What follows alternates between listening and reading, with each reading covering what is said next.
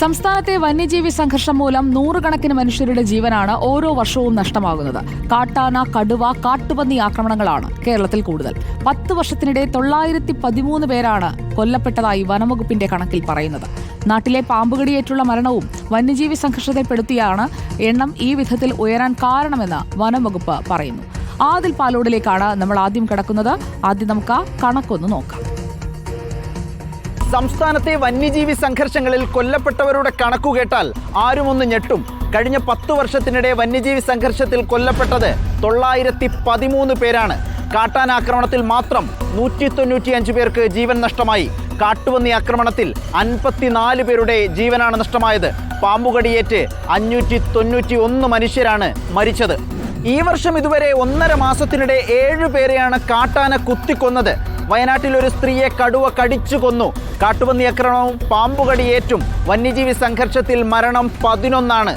ഈ വർഷത്തെ 1.5 മാസത്തെ മാത്രം കണക്കാണിത്. കഴിഞ്ഞ 10 വർഷത്തിനിടെ 9 പേരെയാണ് കടുവ കടിച്ചു കൊന്നത്. കാട്ടുപോത്താക്രമണത്തിൽ 9 പേർക്കും കടന്നൽ തേനീച്ച ആക്രമണങ്ങളിൽ 42 പേർക്കും ജീവൻ നഷ്ടമായി എന്നാണ് വനം വകുപ്പിന്റെ തന്നെ കണക്ക്. കഴിഞ്ഞ 10 വർഷത്തിനിടെ 2018-19 കാലത്താണ് ഏറ്റവും കൂടുതൽ മനുഷ്യർക്ക് ജീവഹാനി സംഭവിച്ചത്. ആ വർഷം മാത്രം 146 പേർ വന്യജീവി സംഘർഷങ്ങളിൽ കൊല്ലപ്പെട്ടു എന്നാണ് കണക്ക്. 2017-18 കാലത്ത് 119 പേരും 2021-22 കാലത്ത് 114 പേരും വന്യജീവി സംഘർഷങ്ങളിൽ കൊല്ലപ്പെട്ടിട്ടുണ്ട്. മരിച്ചവരിലും കൊല്ലപ്പെട്ടവരിലും ഇരട്ടിയിലധികം വരും പരിക്കേറ്റവരുടെ കണക്ക്. വീടുകൾ നഷ്ടമായവരും കൃഷിനാശം സംഭവിച്ചതുമെല്ലാം അതിനേക്കാൾ എത്രയോ ഏറെ വരുമെന്ന് വനംവകുപ്പ് തന്നെ സ്ഥിരീകരിക്കുന്നു. നാട്ടിലെ പാമ്പുകടിയേറ്റുള്ള മരണവും വന്യജീവി സംഘർഷത്തിൽ ഉൾപ്പെടുത്തിയതാണ് കണക്ക് ഈ വിധത്തിൽ ഉയരാൻ കാരണമെന്ന് വനംവകുപ്പ് വിശദീകരിക്കുന്നു.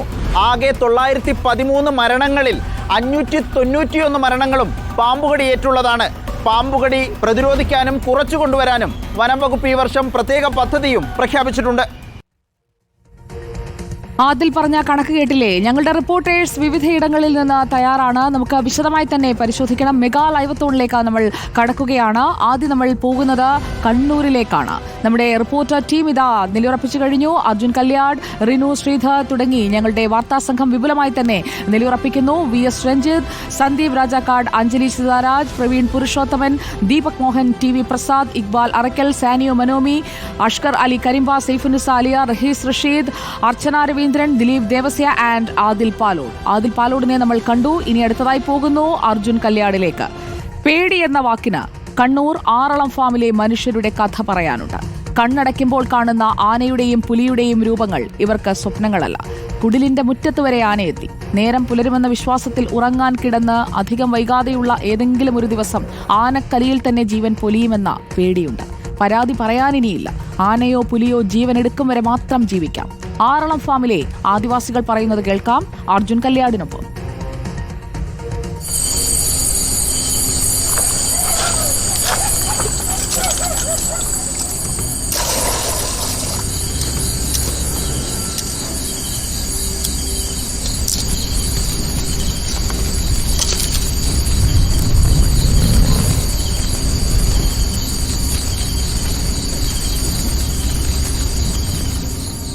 ആറളം ഫാമിലെ 11ാം ബ്ലോക്കിലാണ്. ബാബുവേട്ടൻ്റെ വീട്ടിനോട് ചേർന്ന് തീ കൂട്ടിയിരിക്കുകയാണ്. എല്ലാ ദിവസവും ഇങ്ങനെ തന്നെ ഇരുന്ന് നേരം പുലർത്തേണ്ട അവസ്ഥയാണ് ഇവിടെയുള്ള എല്ലാവരുടെയും സ്ഥിതി. ഇന്നലെ രാത്രി വരെ ഇവിടെ ആന വന്നു. ആനയെ ഓടിക്കാൻ വേണ്ടി പടക്കം പൊട്ടിക്കുന്നതിനിടെ പടക്കം കയ്യിൽ നിന്ന് പൊട്ടി ബാബുവേട്ടൻ്റെ കയ്യിൽ പരിക്ക് പറ്റി. ഇത് ഇന്നലെയും തുടങ്ങിയതല്ല, വർഷങ്ങളായുള്ള പരാതികളാണ്. ജനപ്രതിനിധികളായിക്കോട്ടെ, അധികാരികളായിക്കോട്ടെ, വനം വകുപ്പിൻ്റെ ജീവനക്കാരായിക്കോട്ടെ, ഇവരോടെല്ലാം ഇവിടെയുള്ള ഓരോ മനുഷ്യരും പറയുന്നുണ്ട്. പക്ഷേ ഇപ്പോഴും ഒരു പരിഹാരവും ഉണ്ടാവുന്നില്ല. ആറളം ഫാമിൻ്റെ മേഖലയിലെല്ലാം തന്നെ ഫെൻസിംഗ് ഉണ്ട്. പക്ഷേ ഇവർ താമസിക്കുന്ന ഈ മേഖലയിലേക്ക് ആനക്ക് കടന്നു വരുമ്പോൾ അത് തടസ്സപ്പെടുത്തുന്ന രീതിയിലുള്ള ഒരു ഫെൻസിങ് ഇല്ല എന്നുള്ള ആക്ഷേപമുണ്ട്. ബാബോട്ട, കൈക്കിപ്പോൾ എന്തുണ്ട്? കൈക്കിപ്പോൾ ഭയങ്കര വേദനയാണ്. അതുപോലെ തന്നെ ഈ വിരലൊന്നും അനക്കത്തില്ല. ആനയെ കണ്ട ഒരു ബേജാറിൽ ചിലപ്പോൾ അത് അറിയാൻ. അതെ, പിന്നെ എന്തൊക്കെയാ നമുക്ക് ജീവിക്കണ്ടേ, നമുക്ക് അല്ലേ രക്ഷപ്പെടാൻ പറ്റുമല്ലോ. ആന ഇവിടെ അടുത്ത് തുമ്പിക്കയും പിന്നെ ചുറ്റി പിടിച്ചിട്ട് ഇങ്ങോട്ട് വരുമായിരുന്നു.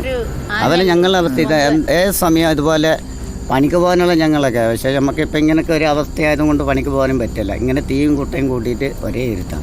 ഇത് നിങ്ങളുടെ എല്ലാം ഇതേപോലെ തന്നെ അല്ലേ, ഉറങ്ങാൻ പറ്റാത്ത എല്ലാം ഇങ്ങനെ തന്നെയാണ്. ഇന്നലെ രാത്രി 3 മണി തൊട്ട് ഞങ്ങൾ നേരം പുലർച്ചെ വരെ ഞങ്ങൾ ഉറങ്ങിയിട്ടില്ല. ഒരു പോള കണ്ണടച്ച് ഉറങ്ങിയിട്ടില്ല. അത് അനുഭവിക്കുന്ന നമുക്ക് മാത്രമല്ലേ അറിയത്തുള്ളൂ. ഇത് ആന തന്നെയാണോ പ്രധാനപ്പെട്ട പ്രശ്നം? ആനയുണ്ട്, ഇതുപോലെ പന്നിയുടെ ശല്യമുണ്ട്, കടുവയുടെ, പുലിയുടെ, കുരങ്ങൻ്റെ, മറ്റെല്ലാ സാധനത്തിൻ്റെ ശല്യം ഉണ്ട് നമുക്ക്.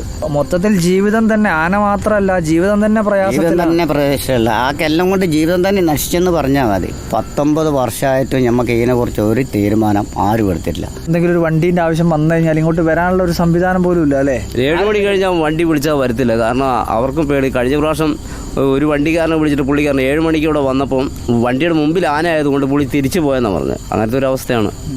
അതായത് അത്യാവശ്യം വന്നു കഴിഞ്ഞാൽ പോലും വിളിച്ചാൽ വരാനില്ല, വരികയല്ല, വിളിച്ചാൽ വരികയല്ല അവര്. കാരണം ആംബുലൻസ് ഉണ്ടെന്ന് പറഞ്ഞിട്ട് കാര്യമില്ല. ആംബുലൻസിന് ആവശ്യപ്പെടുമ്പോൾ പ്രൊമോട്ടർമാർ നമ്മളെ പേടിപ്പിക്കുന്നത്. നിങ്ങൾ നേരത്തെ പറഞ്ഞു കൂടെ, ഈ നേരത്തെ രാത്രിയൊക്കെ സംഭവിക്കുന്ന സമയം നിങ്ങൾ നേരത്തെ പറയാൻ പറ്റും. നേരത്തെ എല്ലാം സംഭവിച്ചേ, രാത്രിയിലേ സംഭവിക്കുന്നത്. സത്യം പറഞ്ഞ് നിങ്ങളുള്ളതുകൊണ്ടാണ് ഞങ്ങൾ ഇവിടെ ഇരിക്കുന്നത്. രാത്രി ഈ ഇരുട്ടത്ത് ഇവിടെ ഇരിക്കുന്നത്. ഇല്ലെങ്കിൽ ഞങ്ങൾ ഇതിൻ്റെ അകത്തായിപ്പോവും. ഒരു ദിവസം സത്യം പറഞ്ഞാൽ കഴിഞ്ഞ് കിട്ടിയെന്ന് മാത്രമേ ഉള്ളൂ. അത്രേ ഉള്ളൂ. കണ്ണടയ്ക്കുന്ന നേരം വെളുത്താൽ നമുക്ക് എല്ലാവരും കാണാം അല്ലേ? ഇതേപോലത്തെ അവസ്ഥയാണെങ്കിൽ ചിലപ്പോൾ അങ്ങനെയുള്ളവരും കാണാൻ പറ്റില്ല. അങ്ങനെയൊക്കെയുള്ള ഒരു അവസ്ഥയാണ്.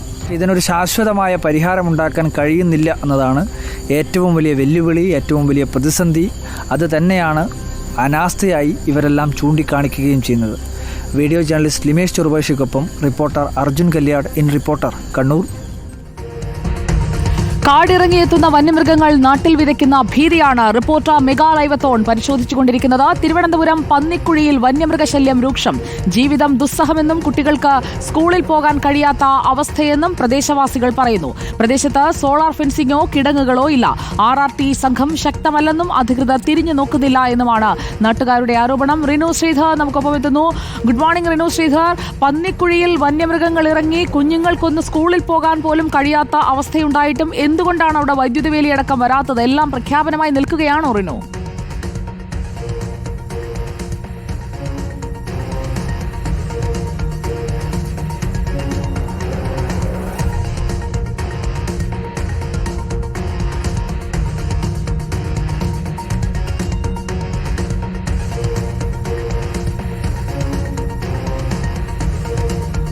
സുജയ, ഞാനിപ്പോൾ നിൽക്കുന്നത് ആര്യനാട് മീനാങ്കൽ, തിരുവനന്തപുരം ജില്ലയിലെ മീനാങ്കൽ എന്ന് പറയുന്ന പ്രദേശമാണ്, നാട്ടിൻ പ്രദേശമാണ്. ഇവിടെ പന്നിക്കുഴി എന്ന് പറയുന്ന ഒരു സ്ഥലമാണ്. നിരവധി നാട്ടുകാർ എന്നോടൊപ്പം ഉണ്ട്. ഞാൻ വിശദമാക്കുന്നില്ല ഈ കാര്യങ്ങളൊന്നും. അവർ തന്നെ പറയും അവരുടെ അനുഭവങ്ങൾ എന്ന് പറയുന്നത്. അമ്മ, ഇന്നലെയും ഇവിടെ 7 ആനകൾ ഉണ്ടായിരുന്നു എന്നാണ് പറയുന്നത്. എന്താണ് ഈ ആനപ്പേടിയിൽ കഴിയുകയാണോ ഈ സ്ഥലം? തന്നെ ഞങ്ങൾ കണ്ട ഞാൻ ഇവിടെയാണ് ഒറ്റയ്ക്ക് താമസിക്കുന്നത്. അവിടുത്തെ വാഴ അത്രയും തിന്ന് ഞങ്ങൾ രണ്ട് പെണ്ണുങ്ങളെ കാണുള്ളൂ. പിന്നെ ഈ സഹോദരനാണ് ഓട്ടിക്കുന്നത് വന്ന് രാത്രിയൊക്കെ. ഞങ്ങൾ ഉറക്കമില്ല, രാത്രിയും പകലുമായിരുന്നു. പകലായിരുന്നാലും ഇങ്ങോട്ട് കയറാക്കില്ല. സുജയ, സ്കൂൾ കുട്ടികൾക്ക് സ്കൂളിൽ പോകാൻ കഴിയുന്നില്ല എന്നുള്ളതാണ് ഏറ്റവും പ്രധാനപ്പെട്ട ഒരു കാര്യം. മറ്റൊന്ന്, ഇവിടെ ഏതെങ്കിലും തരത്തിലുള്ള കാർഷിക വിളകൾ നട്ടുപിടിപ്പിക്കാൻ കഴിയില്ല. അഥവാ നട്ടുപിടിപ്പിച്ച അത് ഏതെങ്കിലും തരത്തിൽ മുളവെച്ച് വന്നാൽ നാട്ടുകാർ തന്നെ സ്വയമേ നശിപ്പിച്ച് കളയും. കാരണം കാട്ടുപോത്തും പന്നിയും ആനയും ഇത് ഭക്ഷിക്കാനായി ഇവിടേക്ക് എത്തും എന്നുള്ളതാണ്. അവരോട് തന്നെ നമുക്ക് ഈ കാര്യങ്ങൾ ചോദിക്കാം. നിങ്ങളുടെ കൃഷിയും മറ്റു കാര്യങ്ങളൊക്കെ എങ്ങനെയാണ്? കൃഷി, നമ്മൾ ഈ പ്രദേശം എന്ന് പറഞ്ഞാൽ കാർഷിക മേഖല ആണ്. അപ്പം കാർഷിക മേഖലയിൽ ജീവിക്കുന്ന ജനങ്ങളാണ് ഇവിടെ ഉള്ളത്. അപ്പോൾ ഇപ്പം ഒരു കുറച്ച് കാലങ്ങളായിട്ട് എല്ലാവരും കൃഷി നശിപ്പിച്ച് സ്വന്തമായിട്ട് തന്നെ മുറിച്ചൊക്കെ കളയാണ്. കാരണം ആനശല്യം അത്രയ്ക്ക് രൂക്ഷമുണ്ട്. 2 ഏക്കർ വാഴ കൃഷി ഉണ്ടായിരുന്നത് എല്ലാം ചവിട്ടി മെതിച്ചു. അതുപോലെ തന്നെ മിക്ക കർഷകരുടെയും കൃഷി മുഴുവനും നശിപ്പിക്കുകയാണ്. അതുകൊണ്ട് ഇപ്പം ആരും ചക്ക തന്നെ ചെറിയ ആയിട്ട് വരുമ്പോൾ തന്നെ ചക്കയെല്ലാം മുറിച്ച് കളയുന്നു. വാഴ അതുപോലെ തന്നെ ഈ ഇദ്ദേഹത്തിൻ്റെ വിളയിലുണ്ടായിരുന്ന വാഴ മുഴുവനും നശിപ്പിച്ചു. അതുപോലെ തന്നെ ഈ നിൽക്കുന്ന കർഷകനും വാഴ എല്ലാം മുറിച്ച് കളയാണ് ചെയ്യുന്നത്. എന്നാൽ തന്നെ ആന വീണ്ടും വളരെയധികം ശല്യമായിട്ടാണ് വരുന്നത്. ജീവിക്കാൻ കഴിയാത്ത അവസ്ഥയാണ്. കുട്ടികൾക്ക് സ്കൂളിൽ പോകാൻ കഴിയുന്നില്ല. ഇങ്ങനെയൊക്കെയാണ്. സുജയ, ഏറ്റവും പ്രധാനപ്പെട്ട ഒരു കാര്യം, ഇവിടെ ഒരു സോളാർ ഫെൻസിങ്, അതായത് ഇത് പേപ്പാറ വന്യജീവി സങ്കേതത്തിൻ്റെ അതിർത്തി ഗ്രാമം കൂടിയാണ്. അതുകൊണ്ട് തന്നെ ഈ ആനകൾ ഇവിടേക്ക് ഇറങ്ങുന്നതിന് തടയുന്നതിന് വേണ്ടി കിടങ്ങോ സോളാർ ഫെൻസിങ്ങോ ഒന്നും തന്നെ ഇവിടെ നിർമ്മിച്ചിട്ടില്ല എന്നുള്ളതാണ്. ഒപ്പം RRT സംഘങ്ങളൊന്നും തന്നെ ഇവിടേക്ക് ഒരു ശക്തമല്ല, ഇടപെടുന്നില്ല. ഫോറസ്റ്റ് ഓഫീസർമാരോട് ഏതെങ്കിലും തരത്തിൽ ഒരു കംപ്ലൈൻറ്റ് പറഞ്ഞാൽ അവർ തിരിഞ്ഞു നോക്കാത്തൊരു സാഹചര്യമാണുള്ളത്. ടാപ്പിംഗ് തൊഴിലാളികളുണ്ട്, റബ്ബർ പ്രദേശമാണ്, റബ്ബർ കൃഷിയുള്ള സ്ഥലങ്ങളാണ്, രാവിലെ ടാപ്പിങ്ങിനായി എത്തുന്നവരുണ്ട്. പക്ഷേ റബ്ബർ പോലും ടാപ്പ് ചെയ്യാൻ പറ്റാത്ത ഒരു സാഹചര്യത്തിലേക്ക് മനുഷ്യർ എത്തിയിരിക്കുന്നത്. ഇറങ്ങാനാ സ്കൂളിൽ പോകാനൊന്നിനും പറ്റില്ല. ഫോറസ്റ്റുകാരോടൊക്കെ പറഞ്ഞു നിങ്ങൾ പറയാ അവർ വന്നിട്ട് സന്ധ്യാപരിമാർ കളഞ്ഞിട്ട് പോകും. ഞങ്ങളവിടുന്ന് പാടുപെടുന്ന കിടന്ന് ഈ ആനയെ ഓട്ടിക്കാൻ നിങ്ങൾ എന്താ ചെയ്യുന്നത്? ഞങ്ങൾ എന്തായാലും ഞങ്ങൾ തീയാക്കിയ പടക്കത്ത് കയറി വല്ലതും ചെയ്യും. ഞങ്ങൾ വിളിക്കാനോ ഓട്ടിക്കാനല്ലേ പറ്റുള്ളൂ. നമ്മളെ ഉദ്ദേശിച്ചെന്തേ ഈ ഗതികേടിലും ദുരിതത്തിലും ഒക്കെ ആണോ? ഇവിടെ ടാപ്പിംഗ് ചെയ്യുന്നത്, ഈ തോട്ടം ടാപ്പിംഗ് ചെയ്യുന്നത് ഞാനാണ്. ഞാൻ ഇവിടെ ഡെയിലി വരാൻ പോത്ത് തന്നെ 10-30 പോത്തും ആനയും. ആന ഇന്നലെ തന്നെ 7 ഉണ്ടായിരുന്നു. ടാപ്പിംഗ് തൊഴിലാളികൾക്ക് വലിയ ബുദ്ധിമുട്ടാണ്. കാരണം എന്ന് വെച്ച് കഴിഞ്ഞാൽ ഒരു അപകട മേഖലയാണ് ടാപ്പിംഗ്. ഈ സർക്കാരിനായാലും നമ്മൾ പരാതി കൊടുത്തിട്ടുണ്ട്. വനവകുപ്പ് പരുത്തിപ്പള്ളി റേഞ്ചിൽപ്പെട്ട വനമേഖലയാണിത്. പരുത്തിപ്പള്ളി റേഞ്ചിൽപ്പെട്ട അവരടുത്ത് തന്നെ അവർ പറയുമ്പോൾ അവർ വന്ന് അവരെന്തോ ഒരു പ്രത്യേക ഇവർ ചെയ്യും പോലെ പോകുന്നു. ഇന്നലെയും അവർ വന്നിട്ട് ഇന്നലെ 7 ആന ഉണ്ടായിരുന്നു. പക്ഷേ അവർ ആനയെ കണ്ടില്ല എന്ന് പറഞ്ഞ് അവർ കുറച്ച് സമയം നിന്ന് അവർ പോകുന്ന ഒരു സാഹചര്യമാണ് ഉണ്ടായത്. ഇതാണ് സുജ ഈ നാടിൻ്റെ അവസ്ഥ എന്ന് പറയുന്നത്. രാത്രി കിടന്നുറങ്ങിയാൽ പുലരുമോ എന്നുള്ളൊരു സംശയം, അല്ലെങ്കിൽ പുലർച്ചെ ഇവരുണ്ടാകുമോ എന്നുള്ളൊരു സംശയത്തോടു കൂടിയാണ് കിടന്നുറങ്ങുന്നത്. അത്രയും പന്നിക്കുഴി മേഖലയിൽ നിന്നുള്ള വിവരങ്ങളാണ് റിനു ശ്രീധർ പങ്കുവച്ചത്. സംസ്ഥാനത്തിന്റെ വിവിധ ഇടങ്ങളിൽ നിന്നുള്ള വന്യമൃഗ ശല്യത്തിന്റെ, അതിൽ ജീവിതം വലയുന്ന മനുഷ്യരുടെ നേർക്കാഴ്ചയാണ് ഈ ഞായറാഴ്ച ഞങ്ങൾ അധികൃതരുടെ മുന്നിലേക്ക് വെച്ചുകൊണ്ടിരിക്കുന്നത്. റിപ്പോർട്ട് ലൈവത്തോണിൽ ഇനി നമ്മൾ പോകുന്നത് വയനാട്ടിലേക്കാണ്. കാട്ടാനയുടെ ആക്രമണത്തിൽ വയനാട് പാക്കം സ്വദേശി പോൾ മരിച്ചിട്ട് ഇന്ന് 1 വർഷം തികയുന്നു. വനവകുപ്പിന്റെ വനസംരക്ഷണ സമിതിക്ക് കീഴിലുള്ള താൽക്കാലിക ടൂറിസ്റ്റ് ഗൈഡായി ജോലി ചെയ്യുകയായിരുന്നു പോൾ. രാവിലെ ജോലിക്കായി കുറുവാ ദ്വീപിലേക്ക് പോയ പോളിനെ റോഡരികിൽ വെച്ചാണ് കാട്ടാന ആക്രമിച്ചത്. പോളിന്റെ കുടുംബത്തിന് സർക്കാർ വാഗ്ദാനം ചെയ്ത സഹായങ്ങൾ എല്ലാം ഒന്നും നടപ്പായതുമില്ല. പാക്കത്തെ പോളിന്റെ വീട്ടിൽ നിന്ന് ബന്ധു തോമസ് നമ്മളോടൊപ്പം ചേരുകയാണ്. Sree Thomas, good morning.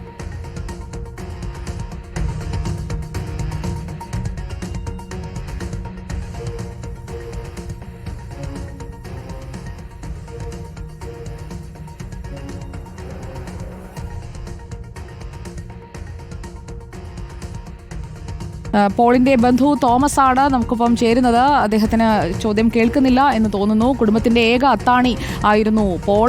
ജീവിതം മുന്നോട്ട് കൊണ്ടുപോകാൻ ആ കുടുംബം പ്രയാസപ്പെടുന്നതിനിടയിൽ അവിടെയുള്ള പ്രതിഷേധ സമരത്തിന്റെ പേരിലുള്ള കേസെടുക്കലടക്കം നമ്മൾ കണ്ടതാണ്. കുറുവാ ദ്വീപിലെ വനസംരക്ഷണ സമിതി ജീവനക്കാരനായിരുന്നു പോളിനെ കഴിഞ്ഞ വർഷം ഫെബ്രുവരി 16 രാവിലെയാണ് കുറുവാ ദ്വീപിലേക്കുള്ള വനപാതയിൽ ചെറിയാമല ജംഗ്ഷനിൽ വെച്ച് ജോലിക്കിടെ കാട്ടാന ആക്രമിച്ച് കൊന്നത്. ഇപ്പോൾ പോളിന്റെ ബന്ധു തോമസ് നമുക്ക് ഉണ്ട്. ശ്രീ തോമസ്, കേൾക്കാമല്ലോ അല്ലേ? ബന്ധുവല്ല, മകളുടെ ഭാര്യയുടെ അച്ഛനാണ്. ഓക്കെ, തുടങ്ങിയോ? ശ്രീ തോമസ്, 1 വർഷമായി ഇന്ന് ആണ്ട് തികയുകയാണ് പോൾ മരിച്ചിട്ട്. പക്ഷേ അന്ന് കുടുംബത്തിന് ചെയ്തു കൊടുക്കാമെന്ന് പറഞ്ഞ കാര്യങ്ങൾ ഒന്നും പൂർണ്ണമായും നടപ്പായില്ല എന്നാണ് ഞാൻ മനസ്സിലാക്കുന്നത്. അതെ, അന്ന് പറഞ്ഞിരുന്നത് പ്രധാനമായും ഈ പോളിന് വനവകുപ്പിന്റെ 10 ലക്ഷം രൂപയടക്കം 50 ലക്ഷം രൂപ കുടുംബത്തിന് നഷ്ടപരിഹാരം നൽകാൻ സർക്കാരിലേക്ക് ശുപാർശ ചെയ്യും എന്നായിരുന്നല്ലോ ധാരണ. അന്ന് പ്രതിഷേധത്തിന് ശേഷം ജനപ്രതിനിധികളും ഉദ്യോഗസ്ഥരും ഒക്കെ പങ്കെടുത്ത യോഗത്തിൽ അന്ന് പറഞ്ഞത് അങ്ങനെയാണ് എന്നതാണ് നമുക്ക് അന്ന് കഴിഞ്ഞ വർഷത്തെ ഒരു ഓർമ്മ വെച്ചാണ് ഞാൻ പറയുന്നത്. അപ്പോൾ അതിൽ എന്തൊക്കെ നടപ്പായി? അതിൽ 10 ലക്ഷം രൂപ മാത്രം സർക്കാരിൻ്റെ ധനമായിട്ട് കിട്ടിയിട്ടുണ്ട്. ബാക്കി 40 ലക്ഷം രൂപ തരാമെന്ന് പറഞ്ഞിട്ട് യാതൊരു നടപടിയും ഉണ്ടായിട്ടില്ല. ഇതിലിപ്പോൾ താങ്കളുടെ മകൾ സാലിക്ക്, പോളിന്റെ ഭാര്യയുടെ പേര് സാലി എന്നാണ് ഞാൻ മനസ്സിലാക്കുന്നത്, തെറ്റാണെങ്കിൽ തിരുത്താം, സാലിക്ക് ജോലി കൊടുക്കുമെന്ന് പറഞ്ഞിരുന്നില്ലേ, അത് നടപ്പായോ? അതെ, അത് ജോലി കൊടുക്കുമെന്ന് പറഞ്ഞിട്ട് വനംവകുപ്പിൽ ജോലി കൊടുത്തില്ല. കുറുവാ ദ്വീപിൽ പോൾ ചെയ്ത ഗൈഡിൻ്റെ ജോലി കൊടുക്കുന്നുണ്ട്, ചെറിയൊരു പണി കൊടുക്കുന്നുണ്ട്.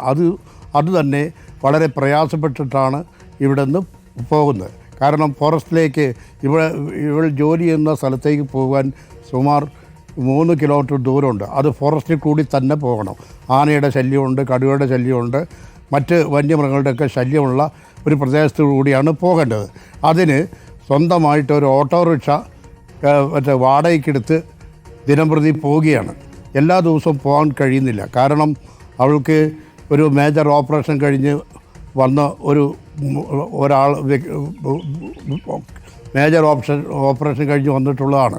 അതുകൊണ്ട് അതിൻ്റെ അസ്വസ്ഥതയൊക്കെ പലപ്പോഴും ഉണ്ടാവാറുണ്ട്. അപ്പോൾ ഈ കുറുവ വനസംരക്ഷണ സമിതിയിലെ താൽക്കാലിക ജോലി അത് മറ്റൊരിടത്തേക്ക് മാറ്റിക്കിട്ടണമെന്നതാണ് നിങ്ങളുടെ ആവശ്യം, അല്ലേ? ആവശ്യം അത് എഗ്രിമെൻറ്റ്, ആസ് പെർ എഗ്രിമെൻറ്റ് താൽക്കാലിക വനം വകുപ്പിൽ ജോലി കൊടുക്കുമെന്ന് പറഞ്ഞിട്ടാണ് എഗ്രിമെൻ്റ് ഉള്ളത്. അത് ഇപ്പോൾ അവർക്ക് തത്വത്തിൽ പറയാം, കുറുവ വനസംരക്ഷണ സമിതി എന്ന് പറയുമ്പോൾ വനംവകുപ്പിന്റെ അധീനതയിലുള്ളതാണ് എന്ന്. അത് തൽക്കാലം പറഞ്ഞ് അതിൻ്റെ വനം വകുപ്പ് മന്ത്രി ശ്രീ മന്ത്രി നേരിട്ട് ഞാൻ കാണുമ്പോൾ കളക്ടറേറ്റ് വെച്ച് കാണുമ്പോൾ അദ്ദേഹത്തോട് ഞാൻ ചോദിച്ചു, നിങ്ങൾ അന്ന് എഗ്രിമെൻ്റ് പ്രകാരമുള്ള നിബന്ധന പ്രകാരമുള്ള കാര്യങ്ങൾ നടപ്പിലാക്കിയിട്ടില്ലോ, മകൾക്ക് വനവകുപ്പിൽ ജോലി കൊടുക്കുമെന്ന് പറഞ്ഞിട്ട് നിങ്ങൾ എന്തുകൊണ്ട് ചെയ്തില്ല എന്ന് ചോദിച്ച സമയത്ത് അദ്ദേഹം പറഞ്ഞു, തൽക്കാലം നിങ്ങൾ അവിടെ കുറുവ ദ്വീപിൽ ഒരു ഗൈഡായിട്ട് ജോലിയുണ്ടല്ലോ, നമുക്ക് പിന്നീട് പരിഹരിക്കാം എന്ന് പറഞ്ഞു. മന്ത്രി തന്ന ഉറപ്പ് പാലിക്കാതെ ഇങ്ങനെ ഒരു ന്യായമാണ് അപ്പോൾ നിങ്ങളോട് പറഞ്ഞതല്ലേ? അതെ അതെ അതെ അതെ. പിന്നീട് അതിൽ എന്തെങ്കിലും നീക്കുപോക്കായോ ശ്രീ തോമസ്?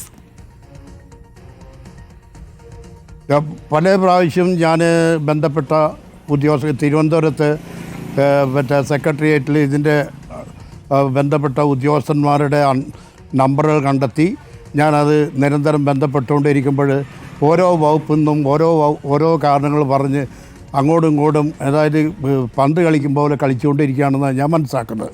ഈ വിവരം ഞാൻ തന്നെ അദ്ദേഹത്തോട് നേരിട്ട് ഞാൻ മന്ത്രിയോട് പറഞ്ഞു, നിങ്ങളുടെ സെക്രട്ടേറിയറ്റിൽ ഓരോ സെക്ഷനിലേക്കും ഫയൽ നീങ്ങുന്നതായിട്ടാണ് അറിയുന്നത്, അതിൻ്റെ ഒരു തീരുമാനം എടുക്കാൻ കഴിയുന്നില്ല, നിങ്ങൾ ആ കാര്യത്തിൽ എന്തുകൊണ്ട് ഇടപെട്ടില്ല എന്ന് ഞാൻ അദ്ദേഹത്തോട് ചോദിച്ചു. അപ്പോൾ എൻ്റെ ശ്രദ്ധയിൽപ്പെട്ടില്ല എന്ന് പറഞ്ഞു. ഞാൻ പറഞ്ഞു ശരിയല്ല, നിങ്ങളുടെ പാർട്ടിയുടെ സുഹൃത്തായിരിക്കുന്ന CM ശിവരാമനോട് ഞാൻ ഈ ഫയൽ നമ്പർ വരെ ഞാൻ നോട്ട് ചെയ്ത് കൊടുത്തിട്ടുണ്ടല്ലോ, അത് നിങ്ങളുടെ ശ്രദ്ധയിൽ പെട്ടിട്ടുണ്ടെന്നാണ് എൻ്റെ വിശ്വാസം എന്ന് പറഞ്ഞു.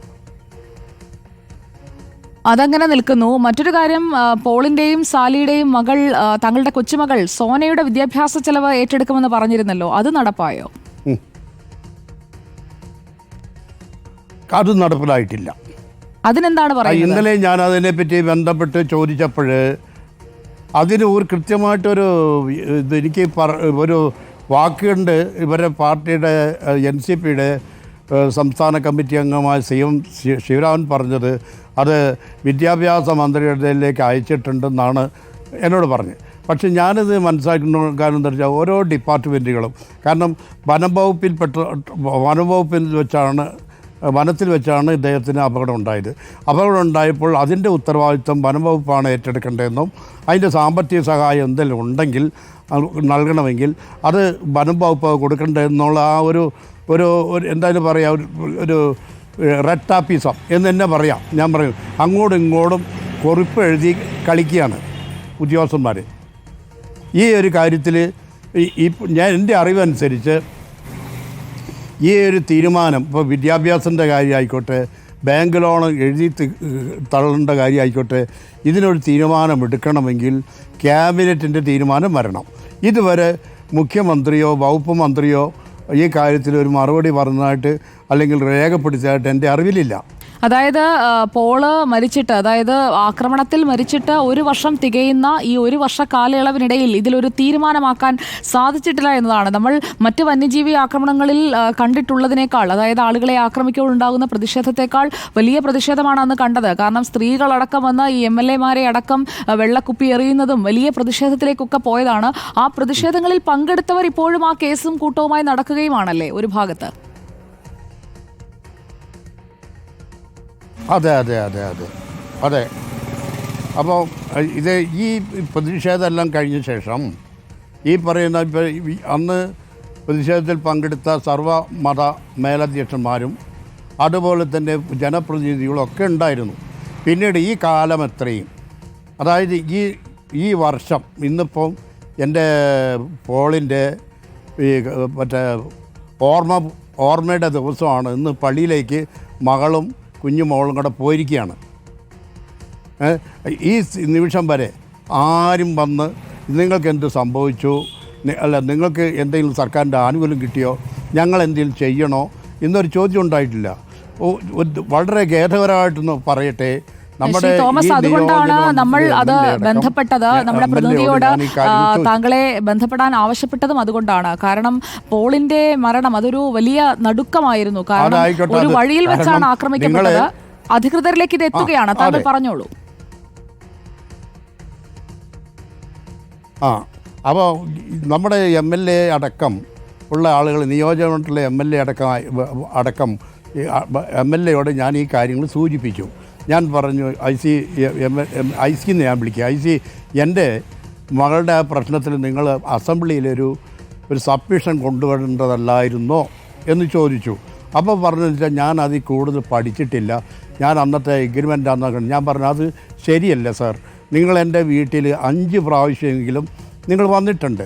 ഈ വന്ന സമയത്തൊക്കെ നിങ്ങൾ ഈ കാര്യത്തിൽ സ്റ്റഡി ചെയ്തിട്ടുണ്ട്, നിങ്ങളത് മറച്ചു വയ്ക്കുക എന്ന് പറഞ്ഞു.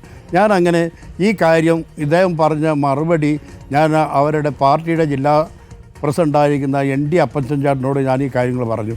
നിങ്ങളൊന്ന് MLAയോടൊന്ന് പറയണം, അസംബ്ലിയിൽ ഈ പ്രശ്നം ഒന്ന് പറയണം. നിങ്ങൾ കൂട്ടായി എല്ലാവരും കൂടെ പ്രവർത്തിച്ചാൽ മാത്രമേ ഞങ്ങളുടെ പ്രശ്നത്തിന് പരിഹാരം ഉണ്ടാവൂ എന്നാണ് എൻ്റെ വിശ്വാസം എന്ന് ഞാൻ പറഞ്ഞു. അപ്പോൾ അദ്ദേഹം പറഞ്ഞു ഞാൻ പറയാമെന്നു. നീ പറഞ്ഞോ ഇല്ലയോ എന്നറിയില്ല. പറഞ്ഞതായി നമ്മൾ നിയമസഭയിൽ കണ്ടില്ല കേട്ടോ. നിയമസഭയിൽ ഉന്നയിക്കുന്ന ചോദ്യങ്ങളിൽ ഈ വിഷയം വന്നതായി നമ്മൾ കണ്ടിട്ടില്ല. നിയമസഭയിൽ ഈ വിഷയം വന്നതായി നമ്മൾ കണ്ടിട്ടില്ല. വന്യമൃഗശല്യത്തിനെതിരെ പഠിക്കണം എന്ന് പറയുമ്പോൾ വയനാട്ടിൽ നിന്ന് തന്നെയുള്ള ഈ താങ്കളുടെ മരുമകൻ അപകടത്തിൽ കൊല്ലപ്പെടുന്ന ഈ ഒരു സംഭവം ഉണ്ടായപ്പോൾ പുൽപ്പള്ളിയിൽ കണ്ട ഏറ്റവും വലിയ ജനരോഷം, അതിന് വിധേയനായ വ്യക്തിയാണല്ലോ MLA.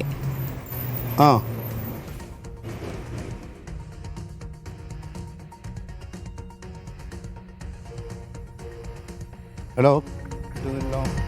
ഇപ്പോൾ പാക്കത്തെ പോളിന്റെ ഭാര്യാപിതാവ് തോമസ് ആണ് നമ്മളോട് സംസാരിച്ചത്. 1 വർഷം പിന്നിടുമ്പോഴും ആ കുടുംബത്തിന് വാഗ്ദാനം ചെയ്തതൊന്നും കിട്ടിയിട്ടില്ല. പോളിന്റെ ഭാര്യ ജോലിക്ക് സ്ഥിരം ജോലി നൽകാമെന്ന വാഗ്ദാനം പാലിക്കപ്പെട്ടിട്ടില്ല. നിലവിൽ കുറുവ വനസംരക്ഷണ സമിതിയിൽ അത് കാട്ടിലൂടെ 3 കിലോമീറ്റർ യാത്ര ചെയ്തെത്തേണ്ട ജോലിയാണ്. അതുമാത്രമാണ് സാലിക്ക് നൽകിയിരിക്കുന്നത്. മകൾ സോനയുടെ വിദ്യാഭ്യാസ ചെലവ് ഏറ്റെടുത്തിട്ടില്ല. ഒപ്പം ഈ മേഖലയിൽ വന്യമൃഗശല്യം തടയാനായി പല കാര്യങ്ങളും ചെയ്യുമെന്ന് പറഞ്ഞിരുന്നല്ലോ ശ്രീ തോമസ്, അതെങ്കിലും നടന്നോ?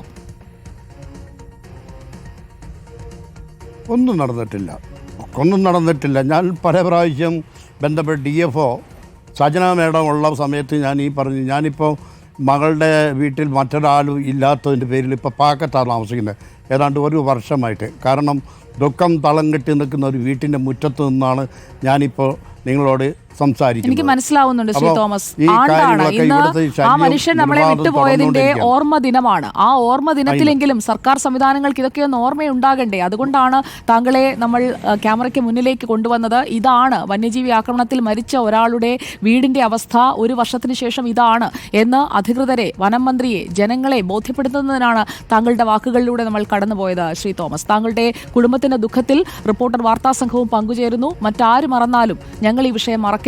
നിങ്ങൾക്കൊപ്പം തന്നെ ഉണ്ടാകും Shri Thomas. Thank you. Pakkath വന്യജീവി ആക്രമണത്തിൽ മരിച്ച തോമസിന്റെ പോളിന്റെ ഭാര്യാപിതാവ് തോമസ് ആണ് നമുക്കൊപ്പം ചേർന്നത്. പോളിന്റെ ഭാര്യ സാലിക്ക് ജോലിയായിട്ടില്ല, ഒരു താൽക്കാലിക ജോലി മാത്രമാണ് ഇതുവരെ കിട്ടിയിരിക്കുന്നത്. ഫയലുകളൊക്കെ ഇങ്ങനെ മാറി മാറി പോവുകയാണ്. ഒരു മനുഷ്യന്റെ ജീവിതം, അത് വന്യജീവി ആക്രമണത്തിൽ ആ കുടുംബത്തിന്റെ അത്താണി നഷ്ടപ്പെട്ടതിന് ശേഷം ആ കുടുംബത്തിന്റെ പിന്നീട് അങ്ങോട്ടുള്ള ജീവിതം, അന്ന് വന്ന് വലിയ വാഗ്ദാനങ്ങളൊക്കെ കൊടുക്കും, പിന്നീട് അങ്ങോട്ട് ആരെങ്കിലും എത്തി നോക്കുന്നുണ്ടോ എന്ന് ചോദിച്ചാൽ തോമസ് പറഞ്ഞ വാക്കുകൾ നമ്മുടെ മുന്നിലുണ്ട്. ഒരുപാട് സങ്കടം തോന്നും. നമ്മൾക്കൊരു മനുഷ്യരാകണമെന്ന് പറഞ്ഞിട്ട് കാര്യമില്ല. മനുഷ്യത്വം കാണിക്കേണ്ടത് ഇവരുടെയൊക്കെ ജീവിതത്തിൽ കൃത്യമായി ഇടപെട്ടുകൊണ്ടാണ്. രാത്രിയെന്നോ പകലെന്നോ ഇല്ലാതെ കാട്ടാന ഭീതിയിലാണ് കാലടി പ്ലാന്റേഷനിലെ തൊഴിലാളികൾ. കല്ലാല എസ്റ്റേറ്റിൽ ഇന്നും കാട്ടാന ഇറങ്ങി. തൊഴിലാളികൾ താമസിക്കുന്ന ലയങ്ങൾക്ക് മീറ്ററുകൾക്കപ്പുറത്താണ് കാട്ടാന എത്തിയത്. സെയ്ഫുനിസ അലിയാർ കാലടി പ്ലാന്റേഷനിൽ നിന്ന് നമുക്കൊപ്പം ചേരുന്നു. സെയ്ഫുനിസ അലിയാർ, സൂക്ഷിച്ചു നിൽക്കണം. അവിടെ ഇപ്പോൾ ഇന്നും കാട്ടാന ഇറങ്ങിയതിന്റെ ദൃശ്യങ്ങൾ വളരെ അടുത്താണ് നമ്മൾ കാണുന്നത്. തീർച്ചയായും സുജയ, ഇവിടെ എനിക്ക് പിന്നിൽ കാണുന്ന അവിടെ ഒരു പനയാണ് ആന ഇപ്പോൾ ഇന്ന് രാവിലെ വന്ന് മറിച്ചിട്ടത്. ഇവിടെ ആന ഉണ്ട് എന്നറിഞ്ഞാണ് നമ്മളിവിടെ ഈ കുളിരാംതോട് എന്ന് പറയുന്ന കാലടി പ്ലാന്റേഷനിലെ കല്ലല എസ്റ്റേറ്റിലുള്ള കുളിരാംതോട് എന്ന് പറയുന്ന പ്രദേശത്തേക്ക് എത്തിയത്. ഈ ആന വന്നതിന് വെറും മീറ്ററുകൾക്ക് അപ്പുറത്ത് മാത്രമാണ്. എനിക്ക് തോന്നുന്നു ഈ ക്യാമറ നിങ്ങോട്ട് മാറ്റിക്കഴിഞ്ഞാൽ കാണാം ഇവരുടെ ലയങ്ങളാണ്, ഈ തൊഴിലാളികൾ താമസിക്കുന്ന ലയങ്ങളാണ് ഇവിടെ നിന്ന് അങ്ങോട്ട് കാണുന്നതെല്ലാം തന്നെ. ഈ ആന നിന്നിരുന്ന സ്ഥലത്തിന് തൊട്ടടുത്താണ് നമ്മൾ നിൽക്കുന്നത്. വളരെ അടുത്താണ് ആന നിന്നിരുന്നത്. ഈ ഭാഗത്തുള്ളവർക്കൊക്കെ എല്ലാ ദിവസവും ഇവർ ആനയുടെ ഒരു ഭീതിയിൽ ജീവിക്കുന്ന ആളുകളാണ്. ചേച്ചി, ആന എപ്പോഴും പകലൊക്കെ ഇവിടെ ഉണ്ടാവാറുണ്ടോ? പകല് ഉച്ച കഴിഞ്ഞ് വരാറുണ്ട്. അതുപോലെ രാവിലെ ആയാലും മിക്ക ദിവസങ്ങളും ആന ഇവിടെ ഉണ്ട്. നമുക്ക് ജോലിക്ക് പോണ വഴിക്കായാലും ആനേനൊക്കെ പേടിച്ചാൽ പോണേ. ജോലി സ്ഥലത്താണെങ്കിലും ഇപ്പോൾ വെട്ടിക്കൊണ്ടിരിക്കുന്ന സമയത്താണെങ്കിലും ആന വരാ.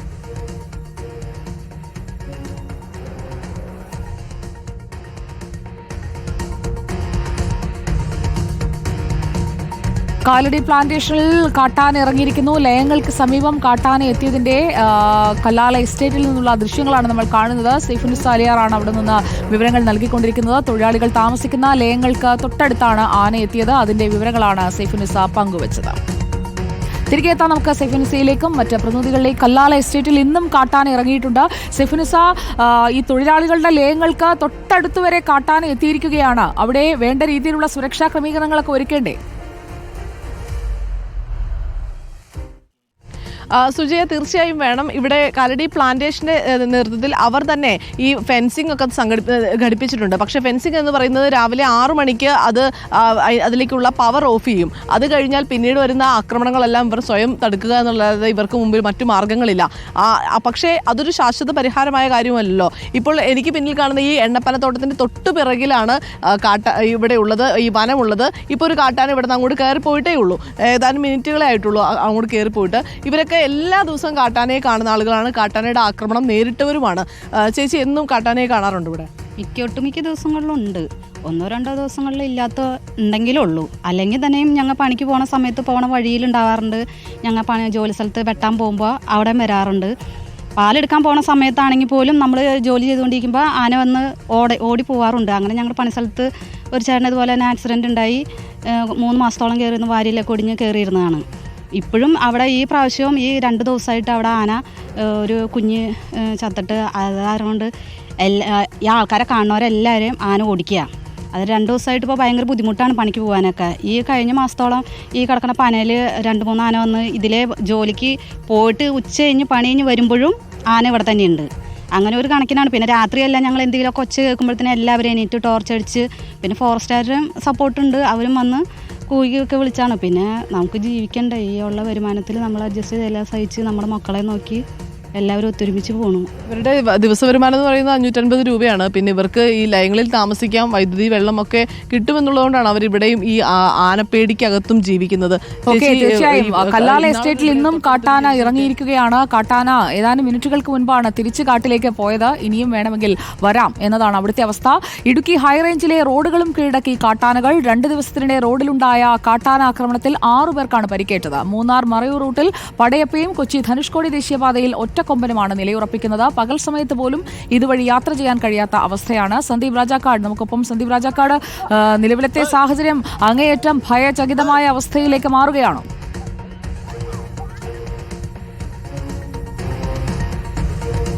തന്നെയാണ് ഈ റോഡിലൂടെ പോലും ഇറങ്ങി നടക്കാൻ കഴിയാത്ത വിധത്തിൽ കാട്ടാന ശല്യം അതിരൂക്ഷമായി മാറിയിരിക്കുകയാണ് മൂന്നാർ അടക്കമുള്ള മേഖലയിൽ. ഞാനിപ്പോൾ ഉള്ളത് ദേവികുളത്തിന് സമീപത്താണ്. ഇന്നലെ ഇവിടെ വെച്ചിട്ടായിരുന്നു ഏതാണ്ട് ഒരു 9 മണിക്ക് ശേഷം 9:30യോടുകൂടി ഒരു ഇന്നോവ കാറ് കാട്ടാന കുത്തിമറിക്കുന്നത്. ആ മുകളിൽ നിന്ന് പാഞ്ഞെത്തിയ കാട്ടാന ഈ വണ്ടി ചവിട്ടിമറിച്ച് അതിൽ കുത്തുകയായിരുന്നു.